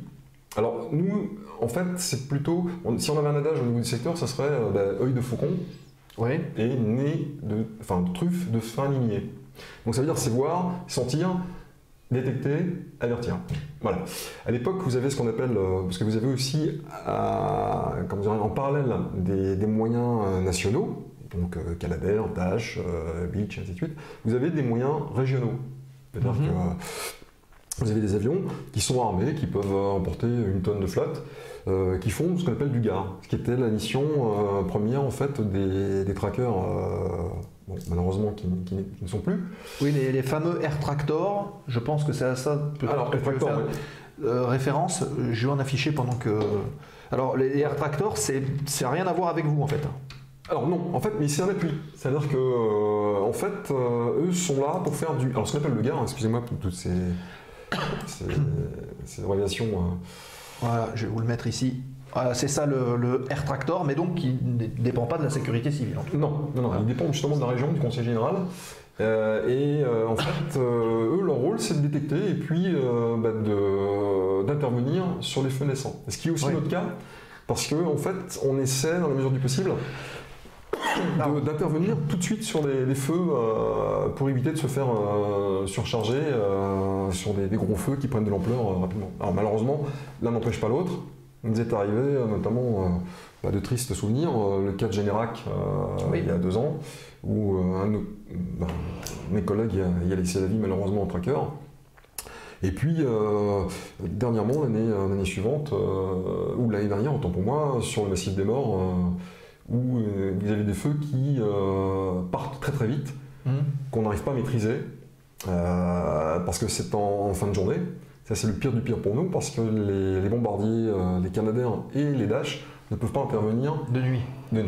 Voilà, strictement interdit. Même si on avait essayé d'équiper avec, il y avait une idée d'équiper nos équipages avec des JVN, des jumelles à vision de nuit, ce qui n'est pas du tout recommandé, et puis le risque est trop lourd pour... voilà. Ouais, faut descendre bas, faut se rapprocher du relief, il y a des obstacles. Exactement. Et dans la fumée, c'est pas toujours... c'est extrêmement... Donc on a eu de tristes mémoires aussi. Si un jour, et j'aurais grand plaisir évidemment de pouvoir vous accueillir à la base pour faire une visite. Et dans le hall d'entrée, vous voyez quand même le nom de 33 de nos collègues gravé évidemment sur une plaque, mort en service commandé, comme on dit si bien. Et voilà. Donc c'est notre métier, on le sait. Mais quand il y a trop de pression, il faut savoir dire non. Oui, c'est ça. C'est compliqué, mais non. D'accord. J'en profite encore une fois dans le chat, cette émission est interactive. Si vous avez des questions à poser à notre ami Reynald, n'hésitez pas à le faire. Vous tapez votre petite question dans le chat et puis on la voit arriver, on la relaie sans problème. Hein. N'hésitez pas, hein, au contraire. Hein. Donc, on a parlé un petit peu d'émissions du beach. On parlait d'Optronic tout à l'heure. C'est quoi l'Optronic ? C'est ça. Alors l'Optronic, juste une petite. Donc notre mission, c'est la coordination. La coordination par rapport à l'investigation. Donc l'investigation, ce sont des pompiers qui vont donner en fait des ordres ou un état de jugement sur la naissance d'un feu qui se propage pour donner en fait une liaison avec ce qu'on appelle l'aéro, qui sont tous les corps d'armée, enfin tous les pompiers qui sont au sol, qu'on appelle les GIF, avec donc une escouade de camions adaptés justement pour ça. Et la coordination, là c'est, pardonnez-moi l'expression, mais c'est quand ça chie vraiment, quand on a vraiment des gros feux. Là, ce n'est plus un pompier qui est à bord, mais c'est un pilote coordinateur, en général ce qu'on appelle un CPO, chef des moyens opérationnels, qui est aussi pilote. En général, soit sur Canadair, commande bord, aussi sur Dash, qui lui va faire le rôle en fait de coordinateur et régulateur en fait de tous les avions qui sont en vol. Oui. Il y a 2 ans, on avait le feu sur Martigues, un feu qui était assez impressionnant, qui a bouffé et consommé je ne sais pas combien d'hectares. On avait aux actus, oui, effectivement. Énormément de mal à maîtriser. Et pour vous donner un ordre d'idée, sur très peu d'hectares au-dessus du feu, on avait 21 machines en vol. Ah oui. Donc hélico inclus, parce que vous avez des enfants aussi avec des Pumas de société qui sont là pour en appui. Donc il faut réguler tout ça dans la fumée. Éviter justement, donner un ordre, je veux dire un plan d'action, savoir comment le feu se propage, essayer de. Enfin, c'est un métier. Ouais. Et voilà, maintes et maintes fois, sans se mettre de pression. Je sais que ce feu-là, j'y étais. Et il y a ce qu'on a eu aussi des ordres de largage de sécurité. Ça veut dire que vous avez du personnel au sol qui est pris par le feu, et il faut savoir les localiser et intervenir relativement vite pour éviter justement le drame.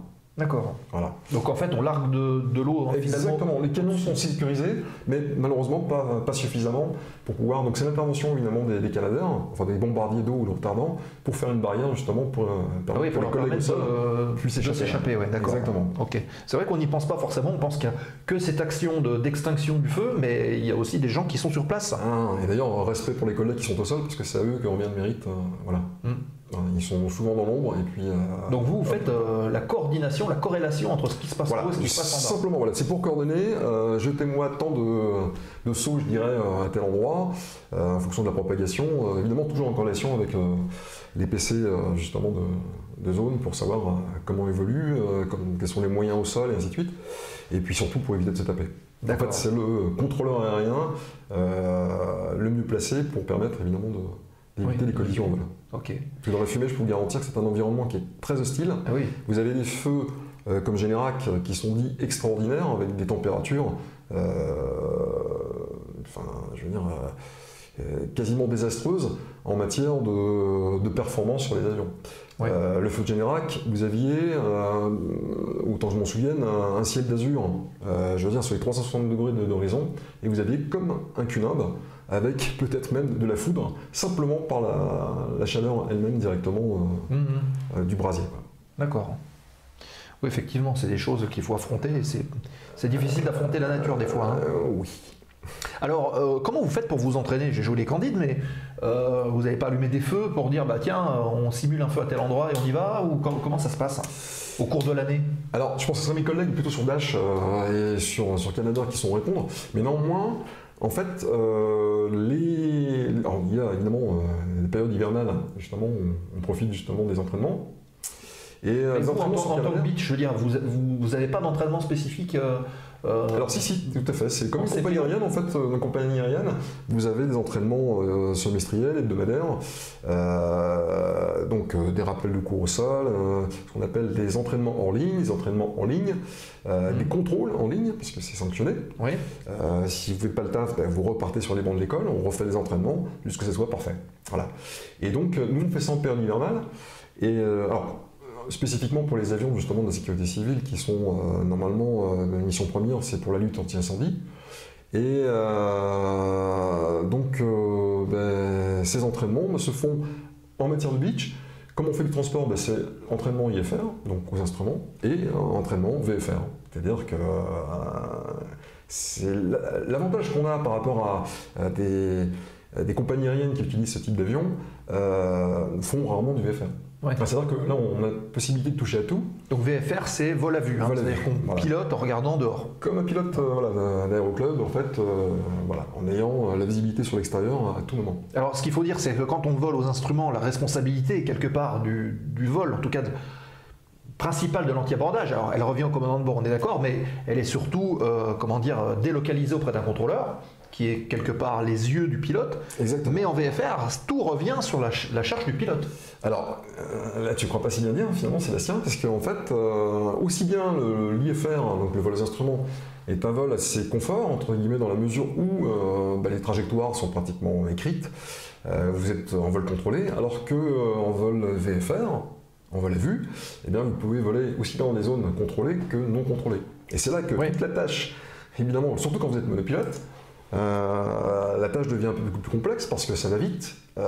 Comme les pompiers, en fait, je veux dire, de caserne, on est déclenché à une alarme, il faut décoller dans les 10 minutes. Donc ça suppose qu'évidemment que l'avion est prêt, enfin, vous n'avez plus qu'à mettre en route, vous roulez, vous décollez. Et par contre, toute la charge de travail, le feu, lui, il prend là où il y a du combustible et vous avez toutes les chances, évidemment, qui s'étendent.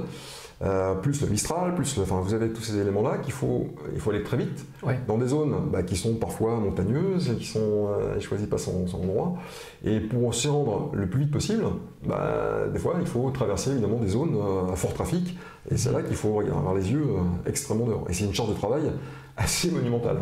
Ouais. Voilà. D'accord. Et, voilà. Bon, et vous simulez tout ce qui est panne qui peut arriver pendant un vol. Oui, parce que ça reste un avion.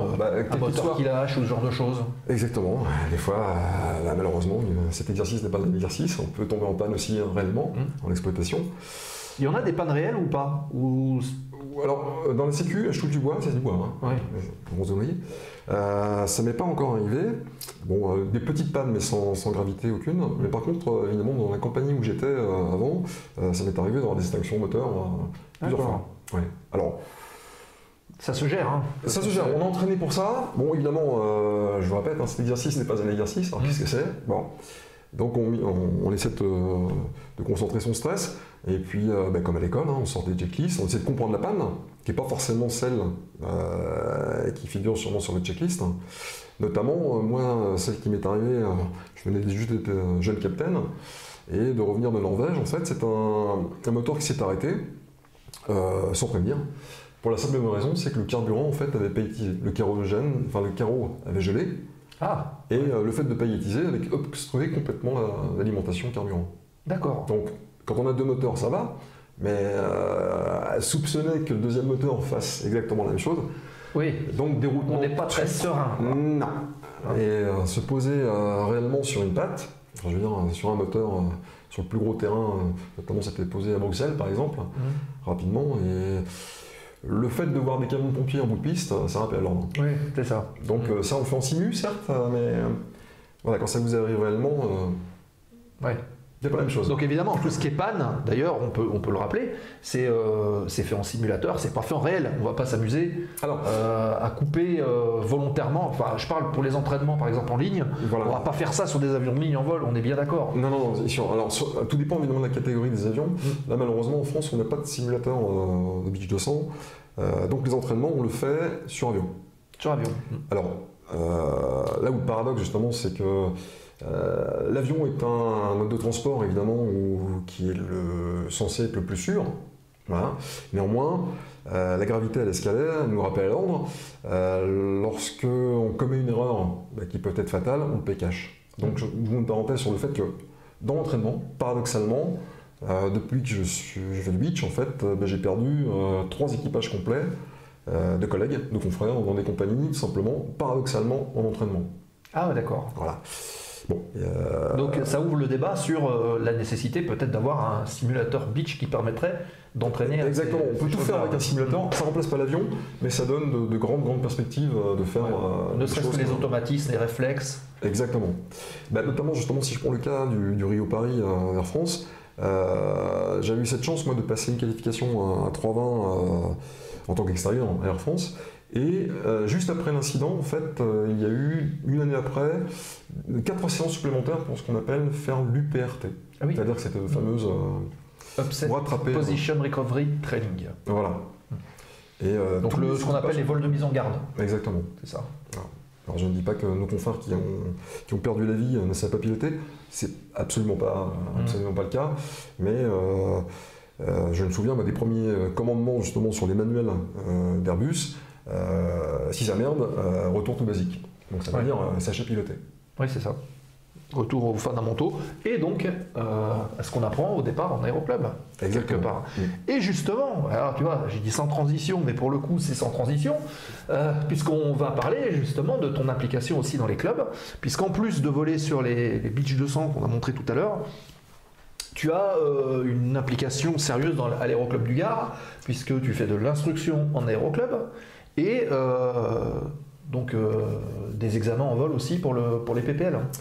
Oui, alors instruction et examen. Alors c'est deux choses différentes. Bon, c'est la continuité logique. L'instruction, eh bien, je l'ai dit, c'est la pédagogie, on l'a pas forcément depuis qu'on est tout petit. C'est-à-dire qu'à partir du moment où on devient instructeur, même pour nos premières zones d'instruction, c'est pas forcément évident de calquer ce qu'on est censé connaître. Alors évidemment, quand on sort du moule, c'est tout neuf. Il faut avoir une expérience, évidemment, qui va s'acquérir au fur et à mesure du temps. Tout ce qui est connaissance, en fait, en matière de pilotage, enfin, tous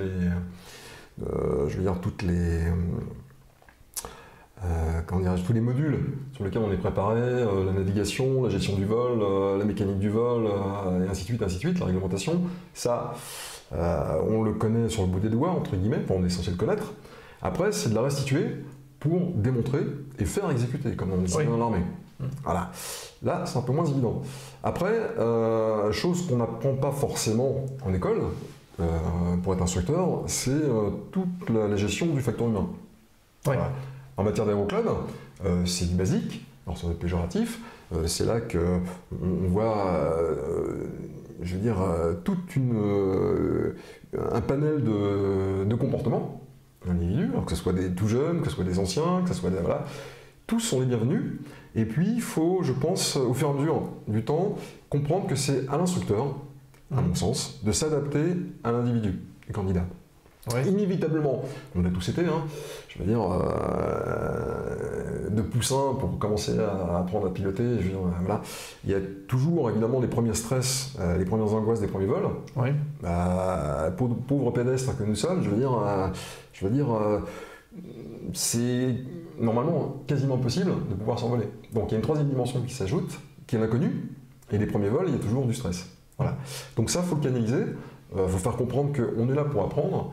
Et j'ai vu des collègues instructeurs qui, peut-être, avaient tendance aussi à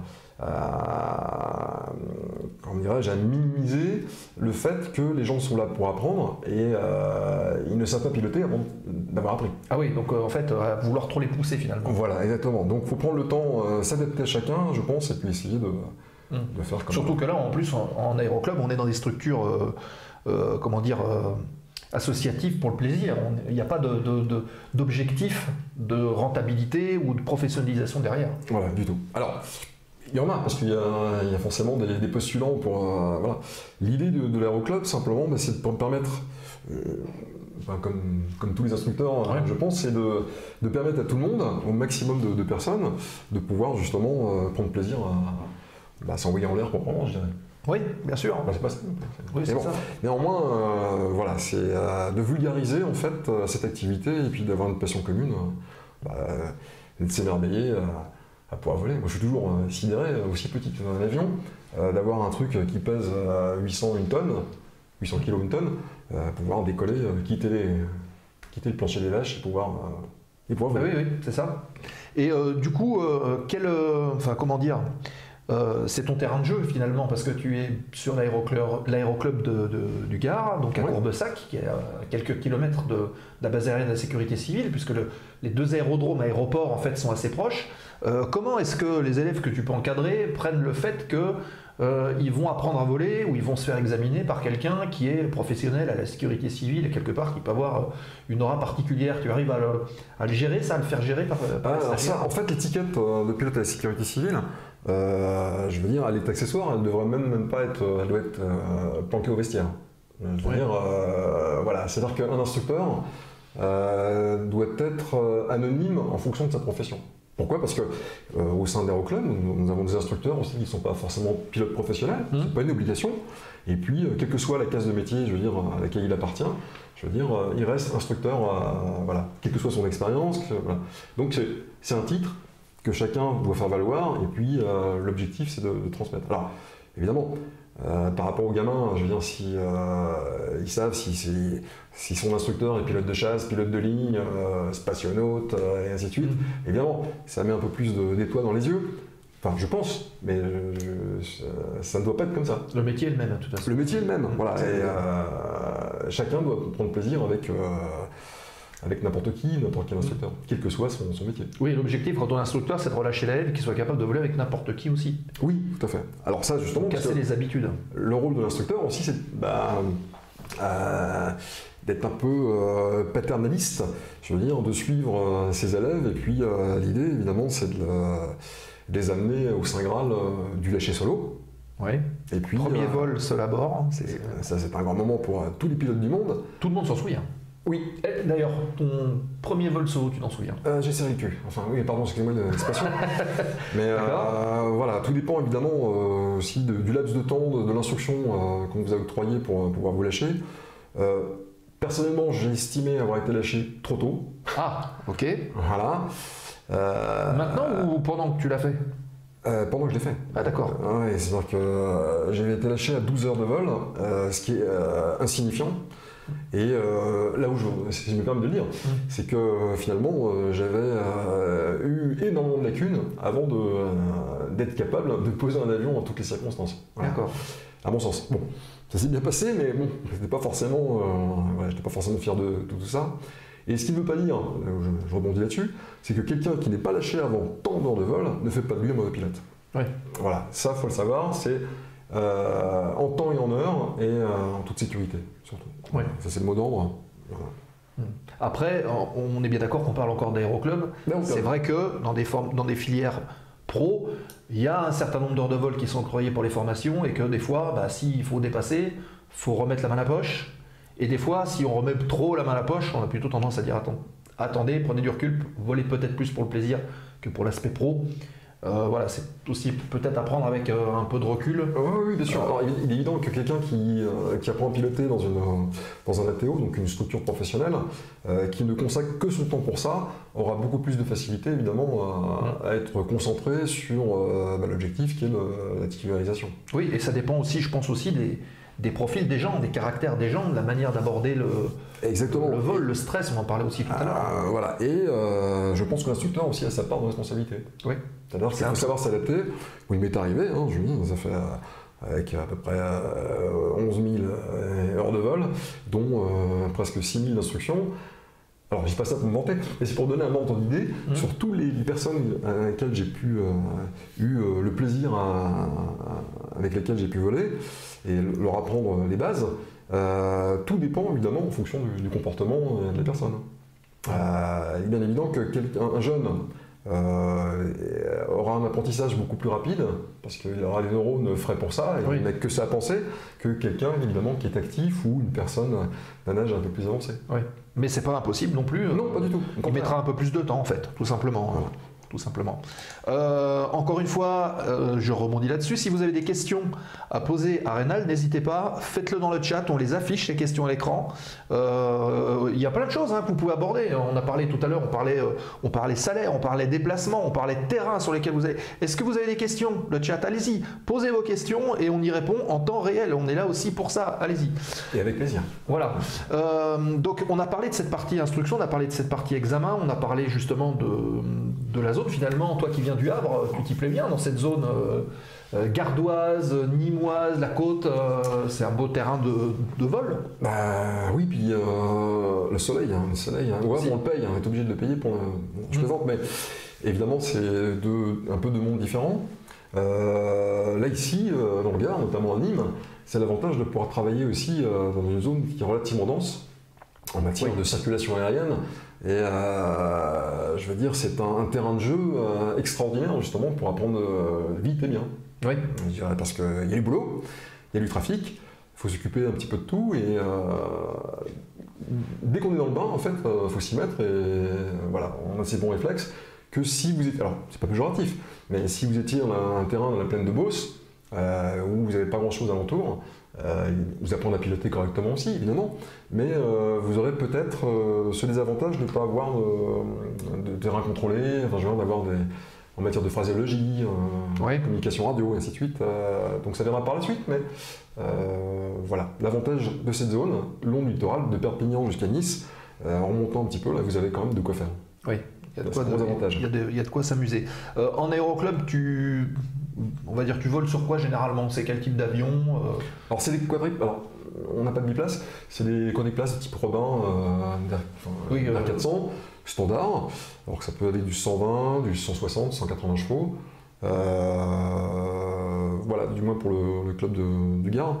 On a un TB 200 qui est un avion de la Socata qui a l'avantage d'avoir une régulation, enfin la possibilité d'avoir une régulation d'hélice, donc de modifier le pas et puis d'avoir de meilleures performances. Et puis voilà, le gros essentiel évidemment c'est des Air 400. D'accord. Le cheval de bataille qu'on retrouve un peu dans la plupart des clubs, parce que c'est un avion français, Robin, bravo. Et puis voilà, entre autres. Alors l'avantage du 4 places, c'est qu'il permet, alors attention du 4 places, en fonction de la motorisation que vous allez avoir, ce sont des faux 4 places. Vous avez ce qu'on appelle le 2+2, le dauphin, qui est un biplace avec 4 sièges, mais en fonction du carburant que vous allez emmener et des performances, parce que ça reste un 120 chevaux, attention. C'est un petit gabarit derrière, mais pas plus. Voilà, faut faire très attention. Et ça, on apprend évidemment au club, en matière de calcul des performances, de pouvoir le faire avant de partir et ne pas se plaindre évidemment. Oui, parce qu'on a vu d'ailleurs des incidents ou des accidents même qui sont passés, ne serait-ce que l'année dernière, où il y a eu des dépassements justement sur des avions de ce type-là et qui se sont retrouvés au tas à cause de ça. Donc on ne joue pas avec l'histoire de chargement. Exactement. Comment est-ce que tu arrives à gérer ta vie professionnelle donc à la sécurité civile et de trouver encore l'envie d'aller voler, je sais pas, les week-ends ou en semaine, je sais pas comment tu t'organises, avec des jeunes pilotes qui démarrent? Alors la vie professionnelle, en fait, nous, la sécurité civile, c'est un régime un peu particulier dans la mesure où on a un régime d'alerte. C'est-à-dire que alors, la semaine, le week-end, voilà. Et puis il nous arrive, comme tout le monde, d'avoir des jours de congé, enfin de repos du moins, hebdomadaire. On peut prendre des congés aussi en dehors de la période feu. Oui. Voilà. C'est vrai que d'un point de vue calendaire, c'est pas évident. Bon, pour le conjoint, c'est pas forcément évident, mais on en a signé, c'est pour en chier. Pardon, mais enfin bon, c'est. non, mais c'est volontaire. Et puis, le fait. Alors, moi j'ai cet avantage, comme l'inconvénient, d'être célibataire géographique pour l'instant. Donc je profite que madame ne soit pas encore là pour occuper mes journées, justement, et de proposer mes bons et loyaux services, enfin c'est moi qui le dis, à l'aéroclub du coin pour essayer de prêter main forte. D'accord. Voilà, en renfort essentiellement, alors en tant qu'instructeur, et puis accessoirement en tant qu'examinateur. Voilà, pour faire passer les tests que les collègues ont préparés. Oui. Quelque part. Voilà. Les instructeurs bossent et toi tu viens sanctionner le... Oh évidemment. Oui. Faire la photo finish, on va dire. Voilà, petite question dans le chat de notre ami Fred. Quel est l'aéronef qui vous a le plus marqué au cours de votre carrière d'un point de vue performance et autres? Très bonne question, Frédéric. Merci de l'avoir posée. Merci. Allez, merci Fred. Alors, en matière de performance, il est bien évident que c'est l'A320. Alors j'en ai fait très peu. J'ai juste fait par le plus grand hasard en fait ce qu'on appelle la qualif, ce qu'on appelle le VHL. C'est-à-dire qu'on a l'obligation de faire 6 tours de piste Oui. Et je les ai fait donc à Garon par le plus grand des hasards, sachant que j'étais voilà. Ah oui, d'accord. Alors, je pense que Nîmes m'a tiré. Alors, pourquoi? Parce qu'en fait, bon, là, c'était un avion qui n'avait pas beaucoup de pétrole, il était 3 à bord, donc c'est un avion qui grimpait aux arbres, forcément, et ça, voilà. Après, en matière d'expérience, aussi bien en pilotage qu'en passager, j'ai eu la chance de goûter à tout. Donc, je suis amoureux de tous les avions, voilà. En passant par du largage de parachutisme, en passant par des avions de collection, du Bucker Youngman, du Fuga Magister, enfin, donc ce sont des avions qui ont un panel en fait complètement différent, et même le plus petit D112 Jodel, c'est un grand plaisir. D'accord. Voilà. Donc, alors, après dans l'ordre des choix, quand on passe dans ce type de gabarit, justement sur un A320, où là ce sont des avions, alors je dis pas qu'ils ne se pilotent pas, on l'a dit, mais on est plutôt gestionnaire de système que pilote à part entière. Donc si vous aimez vraiment le pilotage pur et dur, bah, c'est plutôt sur les petits avions d'aéroclub. Oui, on prend plus de plaisir. D'accord. Voilà, je ne sais pas si j'ai répondu à la question. Bah, je pense, hein, Fred, je pense que ça a dû répondre à ta question. Si vous avez d'autres questions, n'hésitez pas, les amis, posez-les. On est là pour vous répondre, justement. Il nous reste une petite dizaine de minutes encore ensemble. Donc, allez-y, posez vos questions. Donc, voilà, quel aéronef a pu le marquer? Donc, on a répondu l'Airbus A320. Mais le beach, je l'aime. Le beach aussi. Une histoire d'amour aussi, ouais. Bien sûr. Alors, tiens, question que j'ai. On est à Nîmes. Si tu dois monter à Paris en beach, combien de temps il faut? Grosso merdo, 1h45. Ouais. À peu près. En bloc-bloc, 2 heures.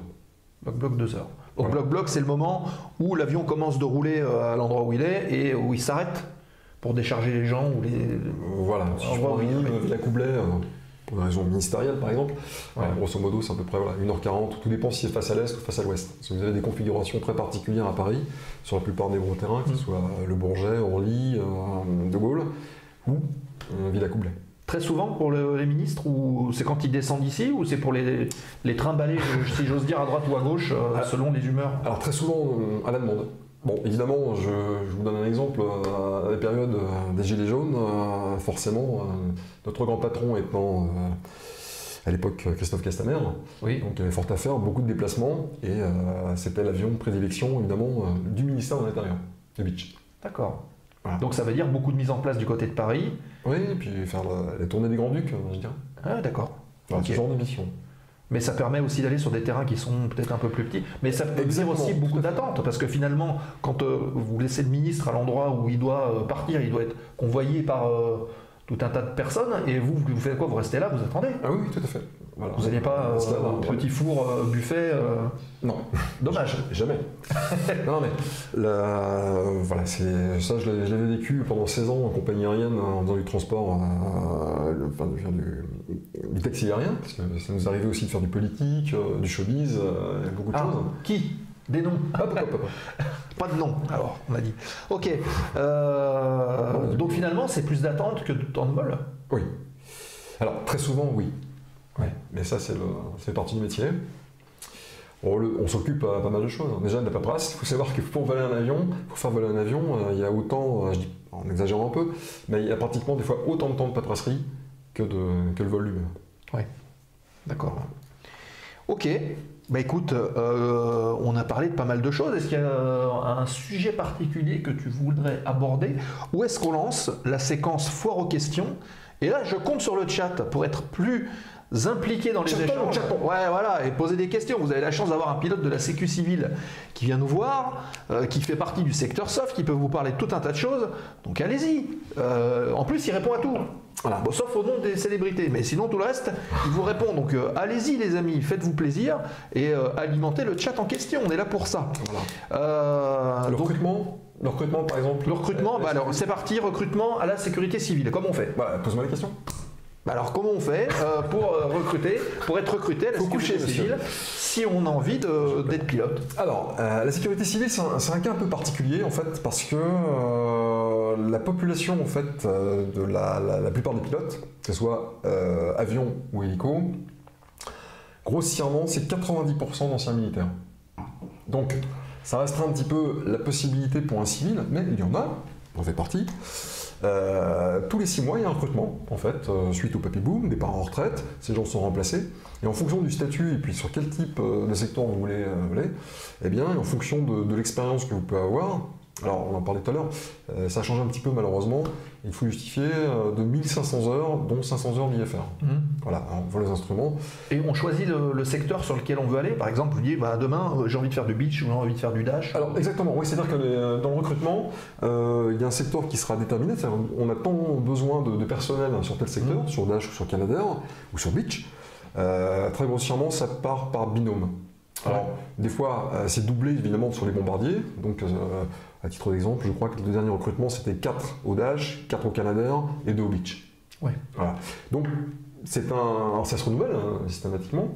Et puis, après, évidemment, en fonction de la demande, alors toutes ces infos, vous pouvez les avoir sur Cosmos. Et puis sur le site de l'aviation civile, vous pouvez directement avoir... voilà. Enfin, normalement, vous avez des offres qui sont faites... Les offres d'emploi sont publiées. De recrutement, oui, sont publiées. Donc ça correspond à une quinzaine, vingtaine de places par an, quelque chose comme ça? Très grossièrement, oui. Peut-être un petit peu moins, mais voilà, il y a de quoi faire. Alors, après, je dois vous garantir quand même que, évidemment, pourquoi justement la plupart sont des anciens militaires, c'est pas pour mettre un énorme filtre vis-à-vis des civils, mais comme on en parlait tout à l'heure, en fait, simplement, vous avez des notions de NORIA, et ce n'est pas la sécurité civile que vous allez apprendre à faire du vol en formation. C'est-à-dire que lorsqu'on est... Donc le NORIA, c'est une patrouille finalement, c'est une patrouille de Canadair. Voilà, ça peut être un Canadair, peut-être 2, 4, 6, 8, 12 avions, et lors de vos qualifications en fait, sur le type, ainsi que vos entraînements, ne sont pas suffisants, si vous voulez, pour passer commandant de bord, si vous venez du civil, pour être directement de la place droite à la place gauche. Oui. On ne peut pas se comparer en fait à des pilotes de chasse qui ont fait ça finalement toute leur carrière. Exactement. Ce qui paraît logique. Hein. Alors, pilote de chasse et transporteur aussi. Vous avez des marins, vous avez des aviateurs, et accessoirement des gens aussi de la LAT qui ont... Et il y a des gens aussi de la patrouille de France qui ont fait partie... Les Bollinges, exactement. Fut une période, on avait 10 en jeu. Ouais. Exactement. Ok. Voilà. Donc, le site de l'aviation civile ou du ministère aussi peut-être, où c'est publié les annonces, les offres d'emploi pour ceux qui veulent postuler. Alors, je l'ai pas, excusez-moi, je l'ai pas en tête là directement, mais je pourrais le mettre. Ouais, ou Google est notre ami aussi. Voilà, vous tapez, voilà, exactement Google et ils vous donneront une orientation justement sur la plupart des. Voilà. D'accord. Petite question de GreasyBit.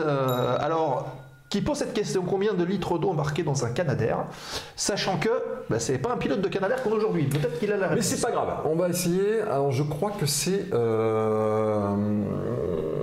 Je sais plus si ça doit être 6 tonnes. 6 tonnes de. 6000 litres. Oh, voilà. 6000 litres d'eau embarqués dans un Canadair. 1 litre d'eau et donc pas dans un beach. Enfin si, vous n'avez que vos bouteilles d'eau pour vous. Voilà, exactement. Dans le beach. Voilà, Crazy Bits pour la petite réponse. Et merci de ta question. Et un dash 10 tonnes. Voilà, 10 tonnes pour un dash. Voilà. Alors oui, d'ailleurs le dash, c'est vrai qu'on voit des hublots des fois sur le côté. C'est pas de l'eau qu'on met à l'intérieur des hublots. Non. En fait, c'est un avion que j'ai dit qui était polyvalent. Donc il fait du transport, du fret, passager, et vous avez des configurations justement de bombardier. Donc vous avez des soutes qui se trouvent en dessous, et la plupart du temps, on peut associer systématiquement en fait les dashs avec l'expansion de retardant, ce produit orange là qui est mousseux, voilà. Et ils peuvent évidemment avoir de l'eau, mais l'avantage du Canadair évidemment par rapport au dash, c'est que le dash, lui, pour avoir de l'eau ou du retardant, est obligé de se ravitailler dans ce qu'on appelle les pélicandromes. Vous avez certains secteurs, certains terrains où il y avait des pompiers avec des citernes qui attendent justement à faire le ravitaillement. Donc ça suppose que les dash avions terrestres, ne peuvent que s'approvisionner que sur des plateformes terrestres. Alors que le Canadair, le gros avantage évidemment, c'est un hydravion, l'écopage. Voilà. Et vous pouvez avoir des rotations. Enfin, lorsque vous aviez des feux par exemple qui sont sur le littoral, vous pouvez avoir des rotations, je crois, le record était de 3 à 5 minutes par rotation. Oui, donc entre le moment où l'avion prend l'eau sur la surface du plan d'eau. Exactement, écopé et largué. Ouais. D'accord. Ouais, 3 minutes, 5 minutes, c'est extrêmement court. Ouais. Et alors après, vous avez une limitation réglementaire qui doit limiter, je crois que ça doit être 60 largages dans la journée par équipage. Pour des raisons de fatigue ou ce genre de choses? Je pense que mon collègue qui a une autre émission vous en parlera, mais c'est extrêmement exténuant pour eux. Alors justement, on devrait avoir normalement un copilote canadair qui viendra nous voir prochainement. Donc vous pourrez aussi lui poser des questions. Oui, parce qu'en plus 3 minutes, je pense qu'il y a la configuration de l'avion, il faut préparer tout un tas de choses, ça doit être... Voilà, et c'est de l'hydro, l'eau n'est pas toujours, je veux dire, aussi conciliante qu'on pourrait, parce que ça peut être de l'eau douce, donc ça peut être dans un fleuve, ça peut être dans un lac, ça peut être aussi en mer, avec de la houle, et c'est pas toujours facile, et pas toujours possible, des fois, malheureusement, d'écoper en fonction de certaines conditions. Et ça peut être malheureusement aussi, je veux dire, fatal. Je vous dis, il y a quelques équipages malheureusement de Canadair qui ont sauvé la vie lors d'un écopage. D'accord. Oui, c'est une phase délicate. Ah, oui. Autre question de Crazy Beats, on ne l'arrête plus. Bravo. Ça concerne le Beech. Et je pense, on y a déjà un petit peu répondu tout à l'heure, mais on va revenir dessus. Est-ce que le Beech 200 est exploité en monopilote? Exactement. Voilà, bonne réponse. Mais réponse B aussi valable parce qu'il est aussi en monopilote, en bipilote, pardon, en multipilote. Alors monopilote, j'ai dit parce que c'est certification par le constructeur et essentiellement en fait pour des missions d'investigation, de coordination. Alors l'investigation, comme l'optronique, il n'y a qu'un seul pilote et un seul pilote à bord. L'avantage de la coordination, je vous l'ai dit, c'est que le pilote, enfin la personne qui est à droite en tant que coordinateur est aussi pilote. Donc ça veut dire que s'il y a une défaillance, une incapacité évidemment du pilote attitré, de Beech, il a toujours la possibilité évidemment de s'en sortir.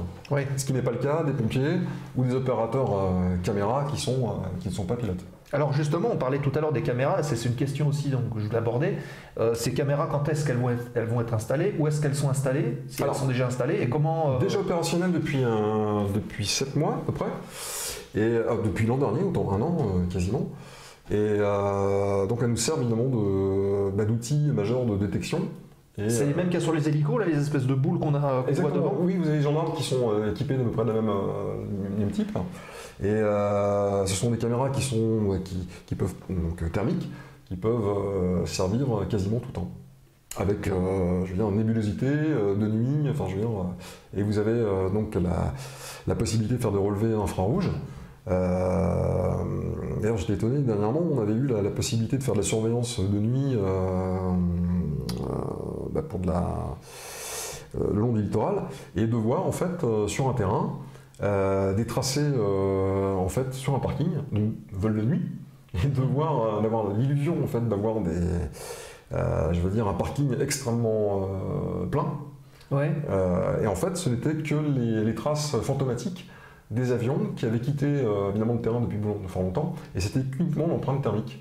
Donc vous aviez l'ombre des avions, en fait, et voilà. Et on avait la possibilité de savoir quel avion en fait était revenu un petit peu, parce que vous aviez la possibilité d'avoir traces thermiques des moteurs. D'accord, ok. Bah oui, donc effectivement. Alors, cet avion nous sert en optronique essentiellement évidemment pour la reconnaissance et puis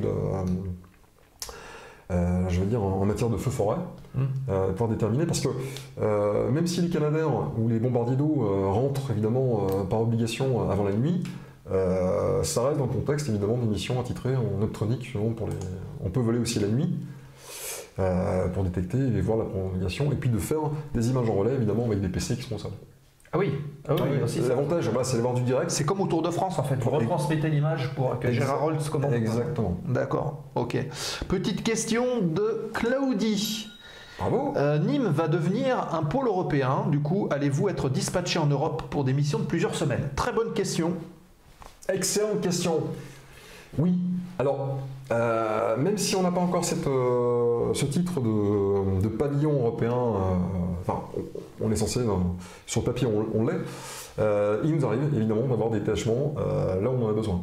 Parce que vous avez, donc, avec ce titre de corps d'armée, entre guillemets, en lutte anti-incendie européen, on a eu évidemment l'occasion d'avoir des détachements en Suède, en Grèce, l'année dernière, au Portugal, donc en Espagne, et aussi en Algérie, je crois l'an dernier aussi, détachement en Corse, parce que là, les zones les plus à risque. Mais lorsqu'il y a évidemment un déploiement en fait, de moyens européens, alors sachez-le, malheureusement, en Europe, c'est la plupart en fait, des pays limitrophes méditerranéens qui disposent justement du panel. Donc vous avez la Croatie, vous avez l'Italie, l'Espagne et la France. Alors j'en oublie peut-être, mais qui ont essentiellement des Canadaires. Les autres, non. Donc, avec le réchauffement climatique, lorsque la Suède, il y a 3 ans, a commencé à brûler, eh bien, c'était des renforts, évidemment, des avions français, pour l'occurrence. Aussi surprenant que ça puisse paraître, parce qu'on peut penser qu'en Suède, on se dit, bon, quand même. Eh oui, mais non. Et il a même, je crois que la forêt de Brocéliande, une certaine année, avait commencé à brûler aussi. Donc la Bretagne aussi, ça peut brûler. Ça peut arriver. Oui, monsieur. Et d'ailleurs, je crois que l'année dernière, il y a des Canadaires du côté de Bordeaux. Alors Bordeaux, c'est un peu plus bas. Mais... Alors, effectivement, depuis 3-4 ans, vous avez des régions là, qui commencent à être un petit peu plus sensibles. Alors, c'est en fonction de l'hydrométrie, je veux dire, dans la période hivernale. Je dois vous avouer que pour cette année, alors je ne suis pas météorologue, je ne fais pas de pronostic, mais avec le peu de pluie que nous avons eu cette année, je pense qu'on a tous les ingrédients pour avoir une... Ça va cramer, sec. Je ne l'espère pas. Oui, mais... Alors, je suis prêt à l'éteindre. Ouais. Donc méfiance. C'est vrai qu'on voit aussi souvent des feux qui partent sur le bord des routes, des gens qui peuvent jeter des mégots de cigarettes par la fenêtre, et puis du coup ça prend derrière. C'est assez fréquent. Voilà, malheureusement trop fréquent, parce que je veux dire, bon ça c'est pas moi de le dire, mais statistiquement parlant, c'est plutôt effectivement soit de l'imprudence, soit évidemment des incendies. Alors par exemple, je fais la corrélation, le coût d'une heure de vol, par exemple sur Beach 200, c'est combien? Pour avoir un ordre d'idée de ce que ça peut coûter finalement, une négligence, le fait de jeter un mégot qui déclenche un feu, qui fait venir un Beach, qui fait venir un Dash ou des Canadaires, combien ça peut coûter finalement? Alors, je donnerai une fourchette de prix parce que je suis spécialiste évidemment. Très grossièrement, quand je volais en compagnie aérienne, une heure de vol, je dis bien une heure de vol sur le type d'avion sur Beach, c'était entre 2000 et 2500 euros de l'heure. Ouais. Bon, pour payer le carreau, les salaires des pilotes, l'infrastructure, toute la logistique qui est autour, très grossièrement, voilà, entre 2500 euros. Pour un Beach. Pour un Canadair, pour un Dash, je ne m'aventure pas, mais c'est démultiplié. Ouais. Voilà, on peut penser peut-être à 6 000 euros, 5 000 ou 6 000 euros de l'heure de vol pour un avion. Ouais. Si ce n'est plus. De l'heure de vol en plus, donc imaginez le temps qu'il faut, ça coûte de l'argent. Ne parlons pas argent, nous sommes des passionnés. Voilà. Mais faites gaffe quand même quand vous jetez. D'ailleurs, jetez pas vos mégots, vous les mettez dans le cendrier comme tout le monde. Et voilà, comme ça, ce sera très bien. Ok, merci en tout cas, Claudie, pour ta question et j'espère que la réponse t'a convenu. Écoutez, dans le chat, si vous avez d'autres questions, je vous propose de les poser dans la prochaine séquence, c'est-à-dire la foire aux questions. On va lancer la séquence puisqu'il est déjà 21h10. Ça passe vite, hein. Donc on lance la séquence. Si vous avez d'autres questions, on les aborde derrière. Il y en a une justement, encore de notre amie Claudie. Donc on lance la séquence foire aux questions et allez-y, lâchez-vous. Voilà, lâchez-vous les questions pour Reynald. Donc foire aux questions, remise de gaz.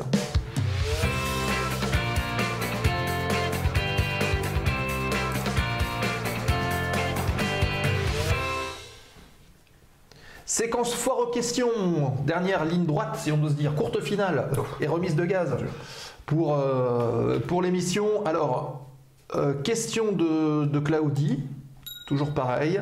Y a-t-il des détachements de bombardiers d'eau de la sécurité civile dans les territoires d'outre-mer? Ça peut arriver, Alors, si c'est le cas, ça ne pourra ne concerner que les Dash. Alors pour la simple et bonne raison, c'est que le Canadair, aussi si bon avion soit-il, en fait, alors je vais fâcher mes collègues du Canadair, mais c'est un bateau volant, ouais. Et ça c'est fait pour écoper, ça vole, certes, mais lentement. Donc ça veut dire que si par exemple vous deviez, je crois qu'il y a eu le cas d'envoyer des avions en Nouvelle-Calédonie par exemple, il est bien évident que pour envoyer une Noriade Canadair de Nîmes à Nouméa, ça prend du temps. Donc c'est plutôt effectivement le Dash qui est dévolu à ça, à longue distance, parce que à la base c'est un avion de ligne, oui, qui peut être configuré, et vous avez des détachements tous les ans à La Réunion, en période en période estivale dans l'hémisphère sud. Donc en hiver chez nous. Et... Voilà, grosso modo pour un mois, donc période hivernale, novembre, décembre, à peu près. Ok. Et voilà. combien de temps ils mettent pour descendre là-bas? Je crois qu'ils vont mettre... alors, il y a plusieurs escales parce qu'on a... il a des longues ailes pour mettre du carburant, mais... alors, je ne saurais pas dire parce que mes collègues sur Dash sauraient mieux le dire, mais je pense qu'il faudrait 15 heures ou 16 heures de vol pour descendre. D'accord, ok. Voilà. Ok, oui, c'est vrai que c'est de l'autre côté. Voilà, avec plusieurs côtés de la planète. Évidemment. D'accord. Mais ils le font tous les ans. Voilà, donc effectivement, il y a des avions détachés dans les territoires d'outre-mer. Est-ce que dans le chat, vous avez d'autres questions, peut-être plus personnelles aussi, à poser à Reynald sur son parcours de pilote, sur je sais pas moi, les conditions d'entretien de ses licences, sur tout un tas de choses. Il y a plein de choses à dire, donc allez-y, n'hésitez pas. On est encore ensemble, allez, encore une petite, 5 petites minutes avant de clôturer l'émission. Voilà, les autres questions, on a à peu près répondu. Le temps que vous posiez vos dernières questions, je l'espère, je vais vous remettre le lien Discord pour les prochains invités ou pour le programme, ou si vous avez des suggestions de sujets à faire, n'hésitez pas à le faire dans le Discord. Vous cliquez sur le lien, vous inscrivez, vous venez gratuitement, évidemment, tout est gratuit ici, hein, sur le Discord. Et puis, vous pouvez... posez vos questions, pour ceux qui veulent, vous pouvez poster aussi vos photos de vol, donc allez-y. Peut-être que Reynald posera une photo de vol un de ces jours sur le Discord de l'émission, pourquoi pas? Mais oui, pourquoi pas. La rediff de l'émission, c'est sur la chaîne YouTube, avec le lien qui s'affiche ici. Vous cliquez, pareil, vous avez certaines rediffs, pas tout, mais certaines rediffs de l'émission. Et puis, évidemment, si vous voulez soutenir la chaîne, vous pouvez le faire de différentes manières. La première, c'est l'abonnement. Ça vous coûte 3,99 € je crois par mois pour 30 jours. C'est extrêmement cher, vous l'avez compris. Mais par contre, ça nous aide beaucoup puisque cet argent qui va être stocké sur le compte de la chaîne va nous permettre d'améliorer le stream, de recevoir des invités dans de bonnes conditions, de changer les caméras, de payer les décors. Vous voyez un peu tout ce qu'il y a là. Et de l'avenir, c'est important. Aussi, voilà. Donc, n'hésitez pas à le faire. Posez vos subs. D'ailleurs, si vous êtes sur la chaîne, que vous la découvrez, bienvenue sur la zone aéro. N'hésitez pas en dessous, par là, à cliquer sur follow. Posez vos follow pour suivre la chaîne et cliquer sur les notifications pour être averti des prochains lives. Voilà, pas d'autres questions apparemment dans le chat. Donc on va clôturer l'émission ici. Il est 21h15. Donc fin de l'émission. Reynald, merci beaucoup à toi d'être revenu. On va te remettre le petit titrage. De m'avoir invité et merci à vous tous et toutes. Voilà. De votre écoute et puis n'hésitez pas à nous faire signe et puis venir nous voir. Voilà, enfoncer les clubs, enfin les portes de l'aéroclub. Oui. Des clubs, parce que je ne veux pas vendre que ma crèmerie. Donc l'aéroclub du Gard en l'occurrence en ce qui concerne Reynald. Voilà, mais il y a celui de Nîmes, il y a aussi de l'ULM, il y a des tas de choses du Paraclub. Voilà, n'hésitez pas, c'est fait pour vous. Et voilà. Puis il y aura l'accueil sera aussi chaleureux, voilà, pour votre grand plaisir. Ouais. Et puis, si vous voyez maintenant des avions de la sécurité civile qui passent, qui volent, je ne sais pas si on les voit sur Flight Radar. Oui. Non. Non. Ah oui. Non, malheureusement. Voilà. Mais tout avion de l'État, normalement, est rayé de la carte. Eh oui, d'accord. Ouais. Donc en tout cas, si vous les voyez à proximité, si vous voyez passer, vous saurez un petit peu ce que c'est que maintenant que les Beech 200, quelles sont les missions, et voilà. Donc j'espère que ça vous a apporté quand même un petit éclaircissement. Ça fait plaisir aussi de rencontrer des profils aussi différents que celui de Reynald. Hein, entre pilote de Beech 200 et instructeur, c'est deux mondes qui sont différents, mais pourtant qui se rejoignent. Merci à toutes et tous d'avoir été présents. Merci Reynald encore une fois d'avoir été là. Au plaisir de te retrouver pour un prochain numéro de l'émission. La semaine prochaine, oui c'est ça que je voulais vous dire. D'ici la semaine prochaine, n'hésitez pas à poser vos subs, évidemment. Si vous voulez soutenir la chaîne, vous pouvez aussi le faire par les cheers et les tips sur Twitch. Ça se passe, c'est en bas du chat, vous avez un petit diamant. Vous voyez, donc vous cliquez dessus, vous récupérez des cheers ou des bits, et puis après vous pouvez les offrir à la chaîne ou aux streamers qui vous intéressent. Et ça fait aussi un soutien.